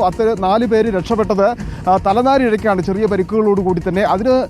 ഇത് ഒറ്റക്കൊമ്പൻ്റെ ആക്രമണമാണ് ഇവിടെ ഉണ്ടായത്. അതോടൊപ്പം തന്നെയാണ് മറയൂർ റൂട്ടിൽ ഇന്നലെ രാത്രിയിൽ പടയപ്പയുടെ ആക്രമണം ഉണ്ടാകുന്നത്. പടയപ്പ ഇന്നലെ ബൈക്ക് യാത്രികരെ ആക്രമിച്ച് 2 പേർക്ക് പരിക്കേൽക്കുന്ന സാഹചര്യം ഉണ്ടായിരുന്നു. ഈ 2 ദിവസം കൊണ്ട് ഈ റോഡുകളിൽ മാത്രം നടന്നിരിക്കുന്ന കാട്ടാന ആക്രമണത്തിൽ 6 പേർക്ക് പരിക്കേറ്റിരിക്കുന്നു. അതിൽ ഒരാളുടെ നില അതീവ ഗുരുതരമായി തുടരുന്നു എന്നുള്ളതാണ് തൃശ്ശൂർ സ്വദേശിയായിട്ടുള്ള ഡിൽജയുടെ സ്ഥിതിയാണ്. അവരിപ്പോഴും തീവ്രപരിചരണ വിഭാഗത്തിൽ ചികിത്സയിൽ കഴിയുന്ന ഒരു സാഹചര്യം നിലനിൽക്കുന്നുണ്ട്. വലിയ രീതിയിൽ ഏറ്റവും കൂടുതൽ വിനോദസഞ്ചാരികളുടെ വാഹനങ്ങൾ കടന്നുപോകുന്ന കൊച്ചി ധനുഷ്കോടി ദേശീയപാതയിലാണ് ഇന്നലെ ഈ അപകടം ഉണ്ടായിട്ടുള്ളത്. ഈ റോട്ടിൽ, ഈ കൊച്ചി ധനുഷ്കോടി ദേശീയപാതയിൽ നിരവധി ഇടങ്ങളിൽ ഇത്തരത്തിൽ അപകടങ്ങൾ ഉണ്ടാവുകയും ബൈക്ക് യാത്രക്കാരെയും ജീപ്പ് പകൽ സമയത്ത് പോലും യാത്ര ചെയ്യാൻ പേടിക്കേണ്ട അവസ്ഥയാണ് അവിടെയുള്ളത്. അതാണ് സന്ദീപ് രാജാക്കാട് പങ്കുവച്ചത്. റിപ്പോർട്ടർ മെഗാ ലൈവത്തോൺ തുടരുകയാണ്. കാട്ടാനയെ ഭയന്ന പത്തനംതിട്ട കുമ്മണ്ണൂർ നിവാസികൾ രാത്രിയിൽ വീടിന് സമീപം കാട്ടാന നിലയുറപ്പിക്കുന്നുവെന്നും കൃഷി നശിപ്പിക്കുന്നുവെന്നും പ്രദേശവാസികൾ. തലനാരിഴയ്ക്കാണ് കാട്ടാനയുടെ ആക്രമണത്തിൽ നിന്ന് വീട്ടമ്മയായ നസീമ രക്ഷപ്പെട്ടത്. ആനയെ പ്രതിരോധിക്കാൻ നാട്ടുകാർ പ്ലാസ്റ്റിക് കയർ വലിച്ചു കെട്ടിയിരിക്കുകയാണ്. ഫെൻസിംഗ് സ്ഥാപിക്കാൻ അധികൃതർ തയ്യാറാകുന്നില്ലെന്ന പരാതിയുമുണ്ട് നാട്ടുകാർക്ക്. പ്രവീൺ പുരുഷോത്തമൻ കാട്ടിത്തരും അവിടുത്തെ സാഹചര്യം. പത്തനംതിട്ട കുമ്മണ്ണൂർ എന്ന സ്ഥലത്താണ് ഞാനിപ്പോൾ നിൽക്കുന്നത്. ഇതൊരു വനാതിർത്തി മേഖലയാണ്. എനിക്ക് തൊട്ടരികിൽ ഒരു വീട് കാണാം. ഈ വീടും അടുത്ത പുരയിടവും തമ്മിൽ ഏകദേശം 2 മീറ്റർ മാത്രമേ വ്യത്യാസമുള്ളൂ. ഇന്നലെ ഞാനിപ്പോൾ നിൽക്കുന്ന ഈ ഭാഗത്ത്, ഇതിന് സമീപം ഒരു കാട്ടാന രാത്രിയിൽ ഇറങ്ങി. ഈ പ്രദേശത്തുള്ളവരെല്ലാം കാട്ടാന ഭീതിയിലാണ്. ഏത് നിമിഷവും കാട്ടാന ആക്രമിക്കും എന്നുള്ള ഒരു പേടിയിലാണ് ഇവിടെയുള്ള ആളുകളെല്ലാം കഴിയുന്നത്. ഇപ്പോൾ ഈ വീട്ടിൽ താമസിക്കുന്ന സിദ്ദിഖും അദ്ദേഹത്തിൻ്റെ ഭാര്യ നസീമയും ഒപ്പം തന്നെ മറ്റു ചില നാട്ടുകാരും നമ്മോടൊപ്പമുണ്ട്. ഇന്നലെ എപ്പോഴാണ് ഈ കാട്ടാനയെ കണ്ടത്? 12:15 രാത്രി 12:15 മിനിഞ്ഞാന്ന് രാത്രി 12:15 കണ്ടത്. ഇത്രയും വ്യത്യാസമേ ഉള്ളൂ. യഥാർത്ഥത്തിൽ ആ ആനയുടെ തുമ്പിക്കൈ മുന്നിൽ നിന്നാണ് ഞാൻ രക്ഷപ്പെട്ടത്, എൻ്റെ ജീവൻ രക്ഷപ്പെട്ടത്. അതുകൊണ്ടാണ് ഞാൻ മറ്റു പ്രദേശവാസികളെ അറിയിക്കുകയും ഇവിടെ ഒരു 7ഓളം പേര് പുരുഷന്മാർ സ്ട്രോക്ക് വന്ന് കിടക്കുന്നവർ, അവരെ ആരെയും എനിക്ക് സഹായത്തിന് വിളിക്കാൻ പറ്റത്തില്ല. മറ്റു വീടുകളിലൊക്കെ അല്ലേ? മറ്റു വീടുകളിലൊക്കെ ഈ പ്രദേശത്ത് തന്നെ. ഇപ്പം എൻ്റെ വീട്ടിലാണെങ്കിൽ 4 മാസമുള്ള ഒരു കുഞ്ഞുൾപ്പെടെയാണ്. എൻ്റെ ഹസ്ബൻഡും മകനും അന്ന് വീട്ടിലില്ലായിരുന്നു, ഞാൻ തനിച്ചേ ഉള്ളായിരുന്നു. ആ സാഹചര്യത്തിൽ വളരെ ബുദ്ധിമുട്ടിയാണ് ഞാനന്ന് രാത്രി കഴിച്ചു കൂട്ടിയത്. സിദ്ദിഖിന്റെ വീടിന് സമീപം എനിക്ക് തൊട്ടുപുറകിൽ കാണുന്ന ആ സ്ഥലത്താണ് ആനത്താരയുള്ളത്. അതുവഴി ആനകൾ കടന്നു പോകുന്നത് പതിവാണ്. ഇവിടെ ഈ ആനത്താരയ്ക്ക് സമീപം അതിൻ്റെ മറ്റുള്ള ഭാഗങ്ങളിലൊക്കെ വീടുകൾ ഉള്ളതുകൊണ്ട് തന്നെ ആളുകൾക്ക് ഭയമുണ്ട്. ഇപ്പോൾ ഇവിടെ ഈ കാട്ടാനയുടെ ഭീതി മൂലം ജനങ്ങൾ ഒരു പ്ലാസ്റ്റിക് കയർ ഈ ഭാഗത്ത് ഈ ആനത്താരയ്ക്ക് സമീപത്ത് ഇങ്ങനെ വലിച്ചു കെട്ടിയിരിക്കുന്നത് കാണാം. ഇത് ആനയെ അകറ്റാൻ ഈ കയർ ഉപകരിക്കുമെന്നാണ് നാട്ടുകാർ പറയുന്നത്. ഈ പ്ലാസ്റ്റിക് കയർ കൊണ്ട് എന്ത് കാര്യം? പ്ലാസ്റ്റിക് കയർ കൊണ്ട് ഉപകാരം എന്ന് പറഞ്ഞാൽ ആന വരുന്ന തുമ്പിച്ച് കയർ കൊണ്ട് പിടിക്കുന്ന പറഞ്ഞാൽ ഈ കയർ പിന്നെ പൊള്ളും, അങ്ങനെ ആന തിരിച്ചു പോകും എന്നൊരു ആൾക്കാരുടെ പറഞ്ഞു കേട്ട് അങ്ങനെ ഞാൻ കയർ വാങ്ങി കെട്ടിയതാണ്. നിങ്ങൾക്ക് വേറെ നിവൃത്തിയില്ല? മറ്റ് യാതൊരു നിവൃത്തിയുമില്ല. അല്ലാതെ ഞങ്ങൾക്കിപ്പോൾ ലക്ഷങ്ങൾ മുടക്കി പിന്നെ സോളാർ ഇടാനോ എടുക്കാനുള്ള സാമ്പത്തിക ബുദ്ധിമുട്ടുണ്ട്. അപ്പോൾ ഈ കയറിലും കെട്ടി നമുക്കൊരു ആശ്രയമാകുമല്ലോ എന്നും ചൊല്ലി ഞങ്ങൾ ചെയ്തിരിക്കുക. കാട്ടാനയെ തുരത്താൻ പ്ലാസ്റ്റിക് കയർ കേട്ടുകേൾവിയില്ലാത്തതാണ്. പക്ഷേ കുമ്മണ്ണൂർ നിവാസികൾക്ക് വേറെ നിവൃത്തിയില്ല. അവർ ഈ മാർഗവും പ്രയോഗിക്കുകയാണ്. വീഡിയോ ജേർണലിസ്റ്റ് അജി കുടുംബനൊപ്പം reporter Praveen Purushothaman, in reporter Pathanamthitta. പത്തനംതിട്ടയിൽ നിന്ന് പ്രവീൺ പുരുഷോത്തമൻ വീണ്ടും എത്തുന്നു നമുക്കൊപ്പം. Praveen Purushothaman, good morning. കുമ്മണ്ണൂരിൽ അവിടെ ആ പ്രദേശത്ത് ആനത്താര, അതോടൊപ്പം തന്നെ അവിടെയുള്ള ആളുകൾക്ക് പ്രവീൺ ഇപ്പോൾ നിൽക്കുന്നതിന് പിന്നിലൊക്കെ മഞ്ഞ നിറത്തിലുള്ള പ്ലാസ്റ്റിക് കയർ കാണാം. അതൊക്കെ ആ നാട്ടുകാർ സ്വയരക്ഷയ്ക്ക് വലിച്ചു കെട്ടിയതാണോ പ്രവീൺ?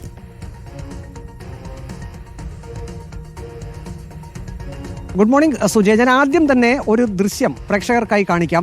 ഈ കാണുന്നതാണ് നാം എല്ലാവരും കേൾക്കുന്ന ഫെൻസിംഗ് എന്ന് പറയുന്ന സംവിധാനം. ഇവിടെയും, അതായത് പത്തനംതിട്ട ജില്ലയിലെ കുമ്മണ്ണൂർ എന്ന സ്ഥലത്ത് കാട്ടാനയെയും ഒപ്പം തന്നെ മറ്റു വന്യമൃഗങ്ങളെയും പ്രതിരോധിക്കുന്നതിനായി സർക്കാർ ലക്ഷങ്ങൾ മുടക്കി വനംവകുപ്പ് ഫെൻസിംഗ് സ്ഥാപിച്ചിട്ടുണ്ട്. ഇത് 10 വർഷങ്ങൾക്ക് മുമ്പ് സ്ഥാപിച്ച ഫെൻസിംഗ് ആണ്. ആ ഫെൻസിംഗിന്റെ അവസ്ഥയാണത്. ഇപ്പോൾ ഇത് പ്രവർത്തനക്ഷമമല്ല. ഇനി മറ്റൊരു കാഴ്ച കൂടി. ഞാൻ നിൽക്കുന്ന സ്ഥലത്തിന് ഏതാനും ചുവട് ഈ കാണുന്നതാണ് വനമേഖല. ഇപ്പോൾ നമുക്ക് തേക്ക് മരങ്ങൾ കാണാൻ കഴിയും. അതിൻ്റെ മീറ്ററുകൾ മാത്രം മാറിയാണ് ജനവാസ മേഖല. ഇവിടെ ഇപ്പോൾ നമുക്ക് പ്ലാസ്റ്റിക് കയറുകൾ കാണാൻ സാധിക്കും. അതായത് ഈ ഫെൻസിംഗ് എന്ന ഈ കമ്പികൾ, ഈ പ്രയോജനമില്ലാത്ത ഈ ഫെൻസിങ്ങിന് പകരം ജനങ്ങൾക്ക് ഏക ആശ്വാസം എന്നുള്ളത് ഈ പ്ലാസ്റ്റിക് കയറുകളാണ്. ഒരുപക്ഷെ പ്രേക്ഷകർ സംശയം പ്രകടിപ്പിച്ചേക്കാം, ആനയെ എങ്ങനെയായിരിക്കും ഈ പ്ലാസ്റ്റിക് കയറുകൾ പ്രതിരോധിക്കുക എന്നുള്ളത്. പക്ഷേ മനസ്സിലാക്കേണ്ട ഒരു കാര്യം, സർക്കാർ കൈയൊഴിഞ്ഞു, വനം വകുപ്പ് കൈയൊഴിഞ്ഞു. ഇപ്പോൾ ഇവിടെ ഫെൻസിങ്ങിൻ്റെ അവസ്ഥ ഇതാണ്. ഇനി ഈ പാവം പിടിച്ച മനുഷ്യർക്ക് ആകെയുള്ള ആശ്രയം അവരുടെ ഒരു വിശ്വാസം മാത്രമാണ് ഈ പ്ലാസ്റ്റിക് കയർ എന്നുള്ളത്. ഇവിടെ ആനത്താരയുമുണ്ട്. ആനത്താരയുടെ സമീപത്താണ് ഈ കാണുന്ന കൃഷിയിടങ്ങളും ഒപ്പം തന്നെ വീട് ഉൾപ്പെടെയുള്ള ഭാഗങ്ങൾ. ഇവിടെ ഏകദേശം 100-ലധികം വീടുകളാണ് ഉള്ളത്. ഈ നാട്ടുകാർ പറയുന്നത് കഴിഞ്ഞ ദിവസം ഈ കാണുന്ന ഭാഗത്തേക്കാണ് കാട്ടാന ഇറങ്ങിയത്. ഇതൊരു സ്വകാര്യ വ്യക്തിയുടെ പുരയിടമാണ്. ഇതിൻ്റെ മറുവശത്ത് ഞാൻ നിൽക്കുന്നതിൻ്റെ ഈ ഭാഗത്താണ് വനഭൂമി. അതായത് മീറ്ററുകൾ മാത്രം വ്യത്യാസത്തിൽ ഒരു റോഡിൻ്റെ അക്കരയും ഇക്കരയുമാണ് വനഭൂമിയും ഒപ്പം തന്നെ ജനവാസ മേഖലയും. ഈ കാണുന്ന ഭാഗത്തു കൂടിയാണ് കാട്ടാന സ്ഥിരമായി ഇറങ്ങി വരുന്നത്. അതിനുശേഷം ഈ കൃഷിഭൂമിയിലേക്ക് കയറുകയും അവിടെ നാശനഷ്ടങ്ങൾ ഉണ്ടാക്കുകയും ചെയ്യുന്നു. കഴിഞ്ഞ ദിവസം വീടിന് സമീപത്ത് നിന്ന് നാം നേരത്തെ ദൃശ്യത്തിൽ കണ്ട ആ ചേച്ചിയുടെ വീടിൻ്റെ സമീപത്തേക്കാണ് കാട്ടാന എത്തിയത്. അവർ തലതാഴേക്ക് മാത്രമാണ് രക്ഷപ്പെട്ടത്. നേരത്തെ പറഞ്ഞു ഇവിടെ രോഗികളായിട്ടുള്ള നിരവധി ആളുകളുണ്ട്. ഇരിക്കുന്ന ചേട്ടന് സ്ട്രോക്ക് വന്നതാണ്. ഇദ്ദേഹത്തിൻ്റെ വീടിന് അടുത്ത് തന്നെയാണ്. പുറത്തേക്ക് ഇറങ്ങുന്നത് തന്നെ വളരെ ബുദ്ധിമുട്ടിയാണ്. ഒരു കാട്ടാന പെട്ടെന്ന് വന്നു കഴിഞ്ഞാൽ ഇദ്ദേഹത്തിന് ഓടി രക്ഷപ്പെടാൻ സാധിക്കില്ല. അങ്ങനെ ഒരു അവസ്ഥയുമുണ്ട്. പേടിയാണ്. ഹലോ, ഇവിടെ ഇതുവരെയ്ക്കുവേ ഈ നാട്ടിൽ ഈ കോന്നി നിയോജക മണ്ഡലത്തിലെ ഈ അരുവാപ്പുലം പഞ്ചായത്തിലെ 2ാം വാർഡ് എടുത്ത് കളഞ്ഞെന്നാണ് തോന്നുന്നത്. ഇവിടെ ഒരു ജനപ്രതിനിധികൾ ആരും ഞങ്ങളുടെ കാര്യങ്ങൾ തിരക്കാൻ ഇന്ന് വരെ വന്നിട്ടുമില്ല. ഇവിടെ MLA വാർഡ് മെമ്പറോ പ്രസിഡന്റോ പഞ്ചായത്തിൽ നിന്ന് ആൾക്കാർ ഇന്ന് വരെ ഒന്നിനും വന്നിട്ടില്ല. ഇവിടെ ഞങ്ങൾ ചത്തുപോയാൽ അവർക്കൊരു കുഴപ്പമില്ലെന്നാണ് തോന്നുന്നത്. അവർക്കാർക്കും ഒരു കാര്യം നോട്ടമില്ല. പിന്നെ അവിടുന്ന് ദൂരെ നിന്ന് ഇവിടുന്ന് 5 കിലോമീറ്റർ 6 കിലോമീറ്റർ ദൂരെയുള്ള അവരൊക്കെയാണ് ഇവിടെ വന്നുകൊണ്ടിരിക്കുന്നത്. ഇവിടെ രാത്രി വനപാലകർ ഇവിടെ സ്ഥിരമായിട്ട് വരാറുണ്ടോ? വനപാലകർ ഇന്നലെ മിഞ്ഞാന്നൊക്കെ ഉണ്ടായിരുന്നു. അവരുണ്ടായിരുന്നു. അല്ല, ഇവിടെ അങ്ങനെ നേരത്തെ ആനശല്യം ഇല്ലായിരുന്നു. ഇതിപ്പോൾ കുറേ നാളുകളായിട്ട് ആനശല്യം ഉള്ളൂ. ഇപ്പോൾ 1 മാസത്തിനുള്ളിൽ തുടങ്ങിയിട്ടേ ഉള്ളൂ. സുജയ, ഈ കാണുന്ന ഭാഗത്തു കൂടിയാണ് ആന ഇവിടേക്ക് കയറുന്നത്. ഇവിടെ വേലിയൊക്കെ സ്ഥാപിച്ചിട്ടുണ്ട്. ഈ വേലിയൊക്കെ പൊളിച്ച് കാട്ടാന സ്ഥിരമായി കൃഷിയിടത്തിലേക്ക് കയറുന്നു. ഇവിടെ വാഴ ഒപ്പം തന്നെ മറ്റ് കാർഷിക വിളകളെല്ലാം ഉണ്ട്. ഇതെല്ലാം നശിപ്പിക്കപ്പെട്ട അവസ്ഥയിലാണ്. ഇവർക്ക് കൃഷി ചെയ്യാൻ സാധിക്കുന്നില്ല. അതിലുപരി ജീവനിൽ ഇവർക്ക് ഭയമുണ്ട്. ഇനി എന്ത് ചെയ്യുമെന്നറിയില്ല. ഈ ഫെൻസിങ് 10 ലക്ഷം രൂപ മുടക്കി സ്ഥാപിച്ചിട്ട് 10 വർഷങ്ങൾക്ക് മുമ്പ് സ്ഥാപിച്ചിട്ട് ഇപ്പോൾ അതിൻ്റെ അവസ്ഥ നാം കണ്ടു. ഒരു ഫെൻസിങ് ഇവിടെ വേണം എന്ന് തന്നെയാണ് ഈ നാട്ടുകാരുടെ ആവശ്യം. അങ്ങനെയാണല്ലേ നിങ്ങളുടെ ആവശ്യം? നമ്മുടെ ആവശ്യം ഫെൻസിങ് ആണ്. സ്ഥായിയായ ഫെൻസിങ് ആണ് ആവശ്യം. ഇതുപോലെ കൊണ്ടിട്ടിട്ട് ഒരാഴ്ചയ്ക്ക് ശേഷം അതിന്റെ പ്രവർത്തനം നിലയ്ക്കുന്ന രീതിയിലായിരിക്കരുത് ഫെൻസിങ്. ഈ ഫെൻസിങ് ഇവിടെ സ്ഥാപിച്ചപ്പോൾ നിങ്ങൾക്ക് മനസ്സിലൊരു ആശ്വാസമായിരുന്നു? 100% ആശ്വാസമായിരുന്നു. പക്ഷെ സ്ഥായിയായിട്ട് തന്നെ ഇതുപോലെ കെട്ടിട്ട് മെയിൻ്റെനൻസ് ഇല്ലാത്ത കാര്യങ്ങൾ മുന്നോട്ട് നീങ്ങിയിട്ട് കാര്യമില്ല. ഒരു സ്ഥായിയായ പരിഹാരം അതാണ് അവർ ആവശ്യപ്പെടുന്നത്. കുമ്മണ്ണൂരിൽ നിന്നാണ് പ്രവീൺ പുരുഷോത്തമൻ നമുക്കൊപ്പം ചേർന്നത്. കാടിറങ്ങുന്ന ഭീതി അത് തിരിച്ച് കാട്ടിലേക്ക് കയറാതെ നാട്ടിൽ തുടരുകയാണ് എന്നതാണ് നമ്മൾ നേരിടുന്ന യാഥാർത്ഥ്യം. വിവിധയിടങ്ങളിൽ നിന്നുള്ള കാഴ്ചകളാണ് നമ്മൾ കണ്ടത്. നമുക്കൊപ്പം അതിഥിയായി ഡോക്ടർ ശേഖർ കുര്യാക്കോസ് ചേരുകയാണ്, ദുരന്ത നിവാരണ authority member secretary. Good morning doctor Shekhar Kuriakose. Good morning Sujaya. Doctor Shekhar Kuriakose, നമ്മൾ ഓരോ ഇടങ്ങളിലെയും വന്യജീവി ആക്രമണം നേരിടുന്ന മേഖലകളിൽ ആളുകളുടെ ഭീതി അത് എത്രത്തോളമാണ് എന്ന് കണ്ടുകൊണ്ടിരിക്കുകയായിരുന്നു. ഇപ്പോൾ ഈ വർഷം തുടങ്ങിയതിന് ശേഷം ഒരുപാട് ജീവനുകൾ നഷ്ടപ്പെടുന്ന സാഹചര്യം കൂടി നമ്മുടെ മുന്നിലുണ്ട്. ഇതിൽ പരിഹാരത്തിലേക്ക് എത്താൻ നമുക്ക് ബുദ്ധിമുട്ടുകൾ ഉണ്ടെന്നറിയാം. എങ്കിലും നമുക്ക് അവരുടെ ഒരു ഭീതി ഇല്ലായ്മ ചെയ്യാൻ എന്താണ് അടിയന്തരമായി ചെയ്തു കൊടുക്കാൻ കഴിയുക?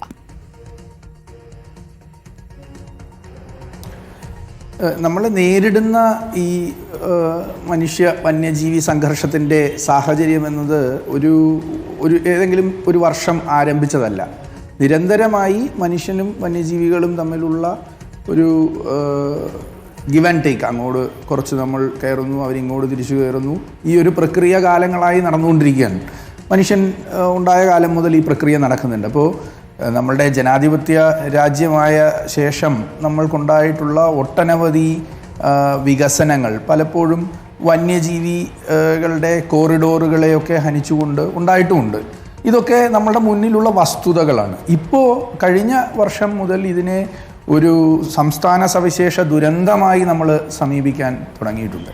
അതിൻ്റെ ഭാഗമായി വളരെ ചിട്ടയായ ചില പഠനങ്ങൾ നമ്മളിത് സംബന്ധിച്ച് നടത്തിയിരുന്നു. ഇത് കാര്യം ഈ കാലം അത്രയും നമ്മൾ കുറച്ചു മനുഷ്യരുടെയും ഒരു വകുപ്പായ വനംവകുപ്പിൻ്റെയും മാത്രം പ്രശ്നമായി കണ്ടിരുന്ന, അവർ തമ്മിൽ പരിഹരിക്കും എന്ന് കണ്ടിരുന്ന വിഷയത്തെ ഇപ്പോൾ ഒരു വിഷയം ദുരന്തമായി പരിണമിക്കുമ്പോൾ അല്ലെങ്കിൽ അതിനെ അങ്ങനെ കണക്കാക്കുമ്പോൾ എല്ലാ സംവിധാനങ്ങളും, അത് സാധാരണ ജനങ്ങളിൽ തുടങ്ങി എല്ലാ സംവിധാനങ്ങളും ഏകോപിപ്പിച്ചുകൊണ്ട് ഇതിനെ പ്രതിരോധിക്കാനുള്ളൊരു ശ്രമമാണ് നടത്തേണ്ടത്. അപ്പോൾ അതിൻ്റെ ഭാഗമായി ചില പഠനങ്ങൾ നമ്മൾ നടത്തിയിരുന്നു. വനംവകുപ്പിൻ്റെ തന്നെ സഹായത്തോടു കൂടിയാണ് അത് നടത്തിയത്. നമ്മൾ കണ്ടത് 73 പഞ്ചായത്തുകളാണ് കേരളത്തിൽ ആകമാനം ഈ വനം വന്യജീവി സംഘർഷത്തിൽ ഏറ്റവും തീവ്രമായ സാഹചര്യമുള്ളത്. അതിൽ തന്നെ 7 പഞ്ചായത്തുകളിലാണ് മനുഷ്യൻ്റെ മരണം കൂടുതലായി നടന്നിട്ടുള്ളത്. അപ്പോൾ ഈ കാര്യങ്ങളെയൊക്കെ പരിഗണിച്ചുകൊണ്ട്, അതുകൂടാതെ തന്നെ അവിടെ കൃഷിനാശമുണ്ട്, വീടുകൾ തകർക്കപ്പെട്ടത് 4 പഞ്ചായത്തുകളിലാണ്. അപ്പോൾ ഈ ഓരോ സാഹചര്യത്തിനെയും നമ്മൾ മനസ്സിലാക്കുമ്പോൾ അതിലെല്ലാം അടങ്ങിയിരിക്കുന്ന അതിൻ്റെ വളരെ സൂക്ഷ്മമായ തലങ്ങൾ കൂടി നമ്മൾ പരിശോധിച്ചിരുന്നു. ഇപ്പോൾ 7 പഞ്ചായത്തുകൾ മരണം കൂടുതലാണ്. എന്തുകൊണ്ട് മരണം കൂടുതലാണ്? അപ്പോൾ അവിടെ നമ്മളുടെ കൃഷി രീതികൾ, നമ്മളുടെ ഭൂവിനിയോഗ രീതികൾക്ക് എന്താണ് പങ്ക്? ഈ കാര്യങ്ങളെല്ലാം നമ്മൾ സമഗ്രതയിൽ മനസ്സിലാക്കുകയും എല്ലാ വകുപ്പുകളെയും ഏകോപിപ്പിച്ചുകൊണ്ട് വളരെ വിശദമായി ചീഫ് സെക്രട്ടറി തന്നെ അധ്യക്ഷതയിൽ വളരെ വിശദമായൊരു യോഗം നടത്തുകയും ഈ വിഷയം വനം വകുപ്പ് മാത്രം കൈകാര്യം ചെയ്യേണ്ടുന്ന ഒരു വിഷയമല്ല, അതിൽ നമ്മൾക്ക് എല്ലാവർക്കും പങ്കുണ്ട് എന്നതും ബോധ്യപ്പെടുത്തുകയും ചെയ്തു. അതിൻ്റെ ചുവട് പിടിച്ചുകൊണ്ട് ഓരോ വകുപ്പുകൾക്ക് അവരുടെ ഉത്തരവാദിത്തങ്ങൾ വേർതിരിക്കുന്നതിനുള്ള ചില തീരുമാനങ്ങൾ കൈക്കൊണ്ടിട്ടുണ്ട്. സംസ്ഥാന ദുരന്ത നിവാരണ അതോറിറ്റിയുടെ എക്സിക്യൂട്ടീവ് കമ്മിറ്റി അധ്യക്ഷ ബഹുമാനപ്പെട്ട ചീഫ് സെക്രട്ടറിയാണ്. മാഡത്തിൻ്റെ നേതൃത്വത്തിൽ തന്നെ ചില തീരുമാനങ്ങൾ കൈക്കൊണ്ടിട്ടുണ്ട്. ഈ പ്രക്രിയയിലേക്ക് കടക്കുമ്പോൾ നമ്മൾ മനസ്സിലാക്കിയ മറ്റൊരു കാര്യം, ഈ പ്രതികരണ ശേഷിയിൽ ഇപ്പോൾ നിങ്ങൾ സംസ്ഥാന ദുരന്ത നിവാരണ അതോറിറ്റിയുടെ കാര്യാലയത്തിൽ മാധ്യമപ്രവർത്തകർ വരാനുണ്ട്. നിങ്ങൾ ജില്ലയിൽ പോയാൽ ജില്ലയിൽ ഇതുപോലൊരു ദുരന്ത പ്രതികരണത്തിനൊരു സംവിധാനമുണ്ട്.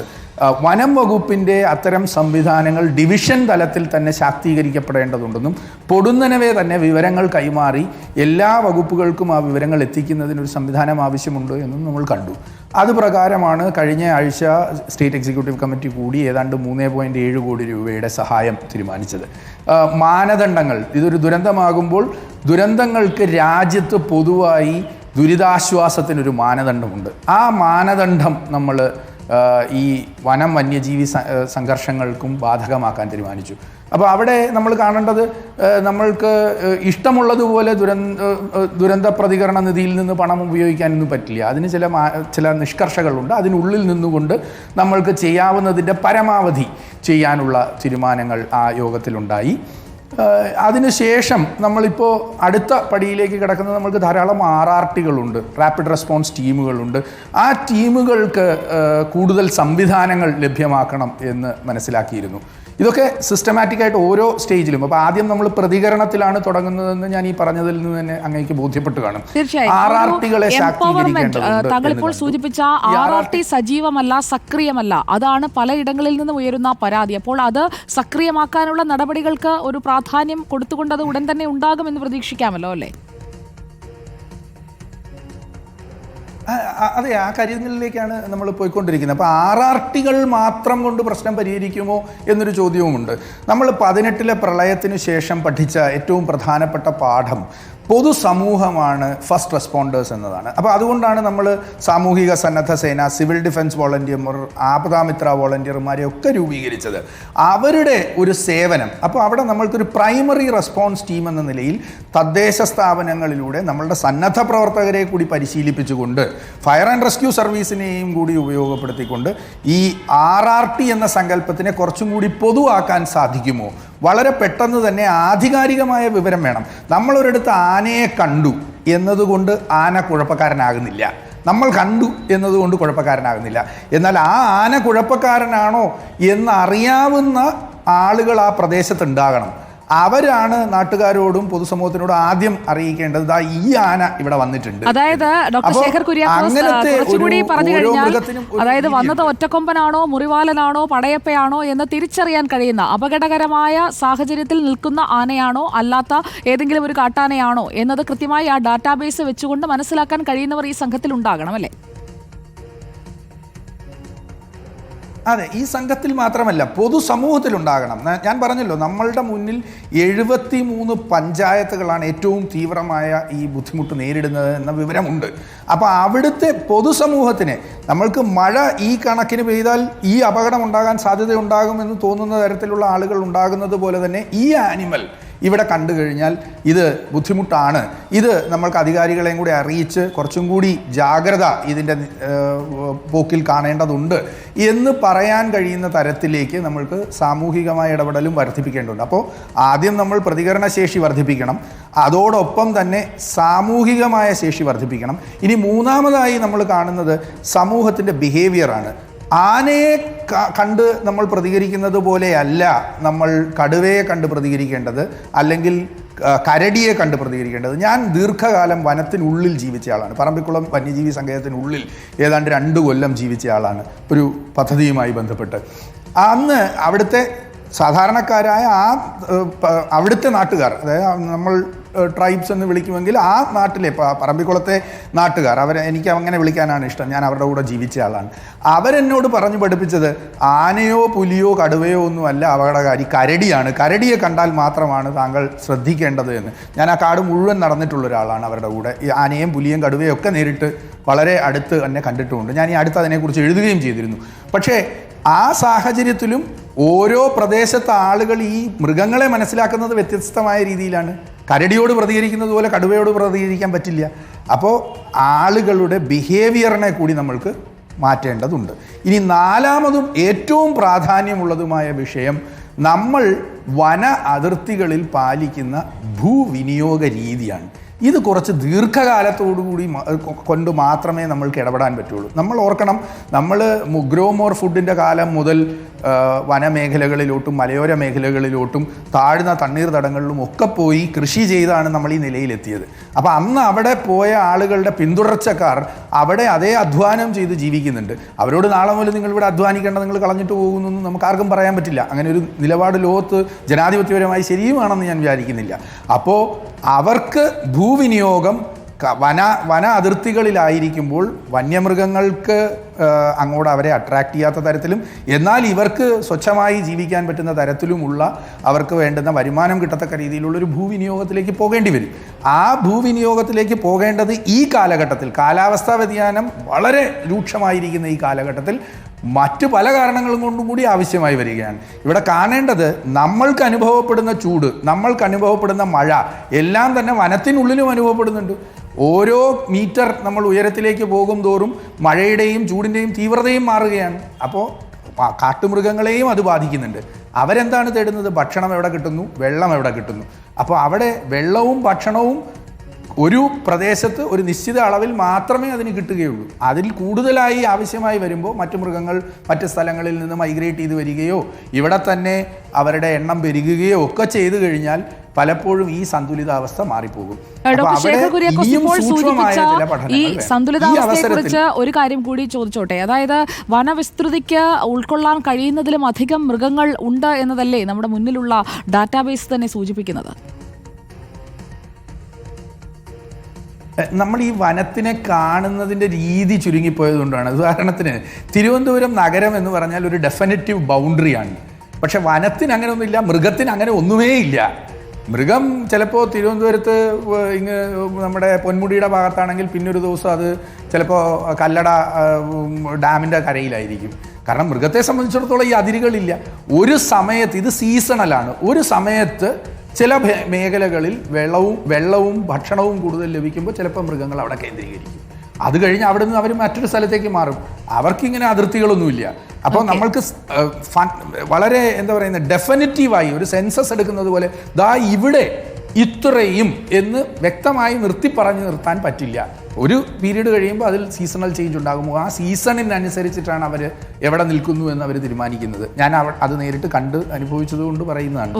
അപ്പോൾ ഞാൻ പറഞ്ഞു വന്ന ഒരു വിഷയം കൂടി പറയട്ടെ. ഇവിടെ ചില ആധുനിക സാങ്കേതിക വിദ്യകളുടെ വിനിയോഗത്തിനുള്ള ശ്രമവും വനം വകുപ്പിൽ നിന്ന് നടക്കുന്നുണ്ട് എന്ന് ഈ അവസരത്തിൽ പറയാൻ ആഗ്രഹിക്കുന്നു. നമ്മൾ ഈ മൃഗങ്ങൾക്കൊരു സിഗ്നേച്ചറുണ്ട്, അവരുടെ ശബ്ദത്തിനും അവരുടെ ചൂടിനും. ഈ സിഗ്നേച്ചറുകൾ മനസ്സിലാക്കിക്കൊണ്ട് കുഴപ്പക്കാരായ മൃഗങ്ങളെ കുറച്ച് കാലം കൊണ്ട് അവരെ AI ട്രാക്കിങ്ങിലൂടെ കണ്ടുപിടിച്ച് അവയുടെ പാറ്റേൺ റെക്കഗ്നൈസ് ചെയ്ത് ഒരു പ്രെഡിക്റ്റീവ് ടൂളിലേക്ക് പോകാനുള്ള ശ്രമവും വനം വകുപ്പ് ഇതിനകം തന്നെ നടത്തി കഴിഞ്ഞിട്ടുണ്ട്. അത് വ്യാപകമാക്കി വരാനായി കൂടുതൽ ക്യാമറകളുടെ എണ്ണം വേണം. അപ്പോൾ അതിനുള്ള ശ്രമവും നമ്മൾ ആരംഭിച്ചിട്ടുണ്ട്. ഇപ്പോൾ ദേശീയ ദുരന്ത നിവാരണ അതോറിറ്റിയുടെ ഒരു കാട്ടുതീയുമായി ബന്ധപ്പെട്ടിട്ടുള്ളൊരു പ്രൊജക്റ്റ് നമ്മൾക്ക് വരുന്നുണ്ട്. അതുമായി ബന്ധപ്പെട്ടിട്ട് നമ്മൾ ഇതിനുള്ള സാധ്യത ആരായുന്നുണ്ട്. അപ്പോൾ ഇത്തരം ശ്രമങ്ങൾ എല്ലാ തരത്തിലും ഉണ്ട്. എനിക്ക് ഒരു അഭ്യർത്ഥന പൊതുസമൂഹത്തിനുള്ളത്, നമ്മൾ മനസ്സിലാക്കേണ്ടത് ഇത് നിലവിൽ ഒരു ദുരന്തമായി പ്രഖ്യാപിച്ചിട്ടുള്ളത് കൊണ്ട് തന്നെ ഒരു ദുരന്തത്തിൻ്റെ പോലെ തന്നെ എല്ലാവർക്കും ഒരു നിശ്ചിത മരണപ്പെട്ടാൽ ആ കുടുംബക്കാർക്ക് ഒരു നിശ്ചിത തുക അവരുടെ ഫണ്ടമെൻ്റൽ റൈറ്റായിട്ട് തന്നെയുണ്ട്, അവരുടെ റൈറ്റ് ബേസ്ഡ് ട്രാൻസ്ഫർ ആയിട്ട് തന്നെ കിട്ടാനുണ്ട്. അത് നിങ്ങൾക്ക് ലഭിക്കും. അത് ഒരു ഉരുൾപൊട്ടലിൻ്റെയോ വെള്ളപ്പൊക്കത്തിൻ്റെയോ സാഹചര്യത്തിൽ കിട്ടുന്നത് പോലെ തന്നെ കിട്ടും. ഉദ്യോഗസ്ഥരെ ബന്ധികളാക്കി വെച്ചുകൊണ്ട് നമ്മൾ അവരോട് ഇടപെടാൻ തുടങ്ങിയാൽ അവരുടെ വിൽ പവറിനെ അത് ബാധിക്കും. അവർ പിന്നീട് ഇതിനോട് പ്രതികരിക്കുന്നത് കൂടുതൽ അവരുടെ സുരക്ഷ കൂടി ആലോചിച്ചു. തീർച്ചയായും അതൊരു പ്രധാനപ്പെട്ട നമുക്ക് എല്ലാവർക്കും പ്രശ്നമാണ്. തീർച്ചയായും വളരെ നന്ദി ഡോക്ടർ ശേഖർ കുര്യാക്കോസ് ഇത്രയും സമയം നമുക്കൊപ്പം ചെലവഴിച്ചത്. എന്റെ അഭ്യർത്ഥന എല്ലാവരും സഹകരിക്കണം. നമ്മൾക്ക് ഒരുമിച്ച് ഇതിനെ നേരിടാൻ ശ്രമിക്കാം. തീർച്ചയായും ഡോക്ടർ ശേഖർ കുര്യാക്കോസ് ആണ് നമുക്കൊപ്പം ചേർന്നത്, ദുരന്ത നിവാരണ അതോറിറ്റി മെമ്പർ സെക്രട്ടറി. പ്രിയപ്പെട്ട പ്രേക്ഷകർ ഒരു സമ്മാനം തന്നിട്ടുണ്ട്. ആ സമ്മാനത്തിന് നന്ദി പറഞ്ഞിട്ട് നമുക്ക് ലൈവത്തോണിലേക്ക് പോകാം. പ്രിയപ്പെട്ട പ്രേക്ഷകർ എല്ലാവരും ചേർന്ന് നമ്മുടെ പ്രേക്ഷക കുടുംബം യൂട്യൂബിൽ ഇപ്പോൾ 3 മില്യൺ ആയിരിക്കുകയാണ്. 30 ലക്ഷം സ്നേഹം നമ്മളിലേക്ക് എത്തിക്കഴിഞ്ഞു. അത് ഇനിയും ഉയരട്ടെ. അപ്പോൾ താങ്ക് യു ഡിയർ വ്യൂവേഴ്സ്. ആ 3 മില്യൺ സബ്സ്ക്രൈബേഴ്സിനുള്ള നന്ദി അറിയിച്ചുകൊണ്ട് നമ്മൾ നമ്മുടെ ലൈവ് തോൺ തുടരുകയാണ്. കഴിഞ്ഞ ജനുവരി 24 മലപ്പുറം ഊർങ്ങാട്ടിരി കൂരങ്കല്ലിൽ കാട്ടാന കൃഷിയിടത്തിലേക്ക് കിണറ്റിൽ വീണത്. നാട്ടുകാരുടെ മണിക്കൂറുകൾ നീണ്ട പ്രതിഷേധത്തിനൊടുവിലാണ് കാട്ടാനയെ വനംവകുപ്പ് കരയ്ക്കു കയറ്റിയത്. അന്ന് കാട് കയറിയ ആനയടക്കം നിരവധി കാട്ടാനകൾ ഇന്നും പ്രദേശത്ത് ഭീതിയും നാശവും വിതയ്ക്കുകയാണ്. രാത്രിയായാൽ പുറത്തിറങ്ങാൻ പോലും ആകാതെ ഭയപ്പെട്ടാണ് നാട്ടുകാരുടെ ജീവിതം. ആ മനുഷ്യർക്കൊപ്പം ആന നാശം വിതച്ച ഇടങ്ങളിലൂടെ മലപ്പുറത്തെ റിപ്പോർട്ടർ സംഘം ഒരു രാത്രി യാത്ര നടത്തി.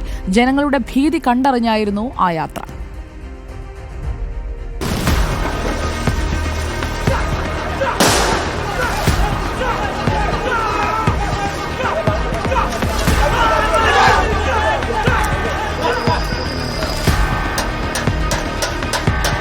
ഈ പടക്കുമായിട്ട് ഞങ്ങൾ അങ്ങാടി വരെ പോയിച്ച് വരും. ആന കിണറ്റിൽ നിന്ന് കയറ്റി വിട്ടതിന് ശേഷം വീണ്ടും വന്ന് ആന നശിപ്പിച്ചു. 4-ാം പൊക്കം വീണ്ടും വന്നു ആന ഇവിടെ ഇതിൻ്റെ മുകളിൽ തന്നെ ഇപ്പോൾ നിലവിൽ ഇതിൻ്റെ മുകളിൽ ആനയുണ്ട്. ഇത് രാത്രി ഒരു 11 മണിയോ 8 മണിയോ 9 മണിയാകുമ്പോഴത്തേക്കും ആന വീണ്ടും ഇവിടെ തന്നെ ഈ കൃഷി നശിപ്പിക്കാൻ വേണ്ടി വരും. ഇത് ഇവിടെ നിന്ന് പോകില്ല. കാരണം വെച്ച് കഴിഞ്ഞാൽ ഈ പുഴയിലെ വെള്ളമാണ് ഈ ആന ഡെയിലി ഉപയോഗിച്ചുകൊണ്ടിരിക്കുന്നത്. അതുകൊണ്ട് വനത്തിൽ വെള്ളമില്ല, തീറ്റയില്ല. ആനയ്ക്ക് യാതൊരു സൗകര്യവും ആനയ്ക്ക് കാട്ടിൽ നിൽക്കാനുള്ള ഈ വനമേഖലയിൽ ഒരുക്കിയിട്ടില്ല. അതുകൊണ്ട് തന്നെയാണ് ഈ ആന വീണ്ടും കൃഷിയിടത്തിലേക്ക് ഇറങ്ങുന്നത്. ഈ കിണറ്റിൽ നിന്ന് കയറ്റുന്ന ആനയെ നിരീക്ഷണത്തിൽ നിർത്താൻ പറഞ്ഞിട്ട് പോലും അത് കേൾക്കാതെ വനപാലകർ വീണ്ടും വനത്തിലേക്ക് വിട്ടേക്കുന്നത്. കോടതിയെ അവർ പുല്ലുവലിയാണ് കൽപ്പിച്ചേക്കുന്നത്. ഇതിലെയാണ് ആന ഇറങ്ങി വരുന്നത്. ഇത് ആ ഒരു ആനച്ചാലാണിത്. ഈ ആനച്ചാലിൽ കൂടെ ഇത് ഇറങ്ങി വരുന്നു. ഇവിടെ കൃഷിയിടം നശിപ്പിച്ചിട്ട് വീണ്ടും തിരിച്ച് ഇത് വേറെ ഇതിലേയും പോയിട്ടില്ല. ഇതിലേ തന്നെ പോയത്. അതുപോലെ തന്നെ സർക്കാർ പറയുന്നുണ്ട് ഫോറസ്റ്റിൻ്റെ അതിർത്തിയിലുള്ള മേഖലകളിലെ ഭൂമികൾ എടുക്കും എന്ന് പറഞ്ഞ് ഇവർ അപേക്ഷകൾ മേടിച്ചു. അവർ ആ ഭാഗത്ത് തിരിഞ്ഞില്ല, ഫണ്ടില്ല പറഞ്ഞു. ജനങ്ങളെ വെറും കബളിപ്പിക്കുന്ന ഒരു സമ്പ്രദായത്തിലേക്കാണ് ഇപ്പം ഇവർ ഫോറസ്റ്റ് ഡിപ്പാർട്ട്മെൻറ്റ് നീങ്ങുന്നത്. കാര്യം ഇവർ വരുന്നുണ്ട്, ഇവർ എത്ര നേരം നിൽക്കും, ഇവരെ പോവും. ആന ഒരു 2:30-3 മണിയാകുമ്പോൾ ആന വരും. പക്ഷേ ഇവിടെ ഒരു ഔട്ട് വേണം. അതില്ലാതെ ഈ കൃഷിഭൂമിയിൽ ഒന്നും ജീവിക്കാം യാതൊരു മാർഗവുമില്ല ജനങ്ങൾക്ക്. പക്ഷേ ഇവർ വന്നുകൊണ്ട് കാര്യമില്ലല്ലോ. ഇവരെത്ര നേരം നിൽക്കും, ഇവരിപ്പോൾ വിളിക്കും അവിടുന്ന് പനമ്പിലാവെന്ന് പറഞ്ഞ സ്ഥലത്തോട്ട് വിളിക്കും. അപ്പോൾ ഇവരങ്ങോട്ട് പോകേണ്ടി വരും. ആന ഇവിടെ ഇറങ്ങും. 4:30 മണിക്ക് ഇവിടെ ആനയുണ്ട്.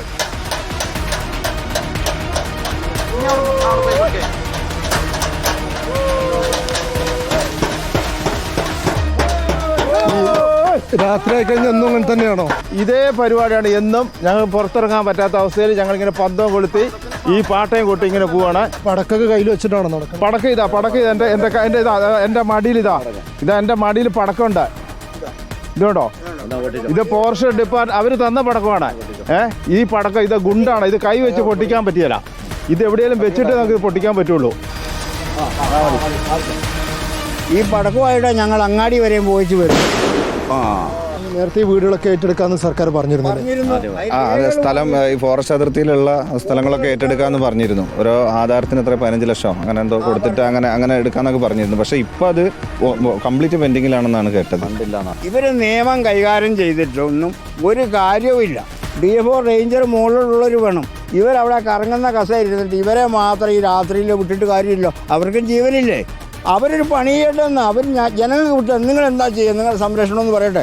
സർക്കാരും മുകളിലുള്ള ഡിപ്പാർട്ട്മെൻറ്റും മന്ത്രി അടക്കം. ഒരു രാത്രി ഉറങ്ങാൻ പോലും കഴിയാതെ പിറ്റേ ദിവസം ജോലിക്ക് പോലും പോകാൻ കഴിയാത്ത മനുഷ്യർ, അത്തരത്തിൽ പല വിധത്തിൽ ദുരിതം അനുഭവിക്കുന്ന മനുഷ്യരുടെ ജീവിതമാണ് ഇപ്പോൾ നമ്മളും പങ്കുവെക്കുന്നത്. വീഡിയോ ജേർണലിസ്റ്റ് ഉണ്ണി തുവൂരിനൊപ്പം റിപ്പോർട്ടർ അഷ്കർ അലി കരിമ്പ, റിപ്പോർട്ടർ മലപ്പുറം.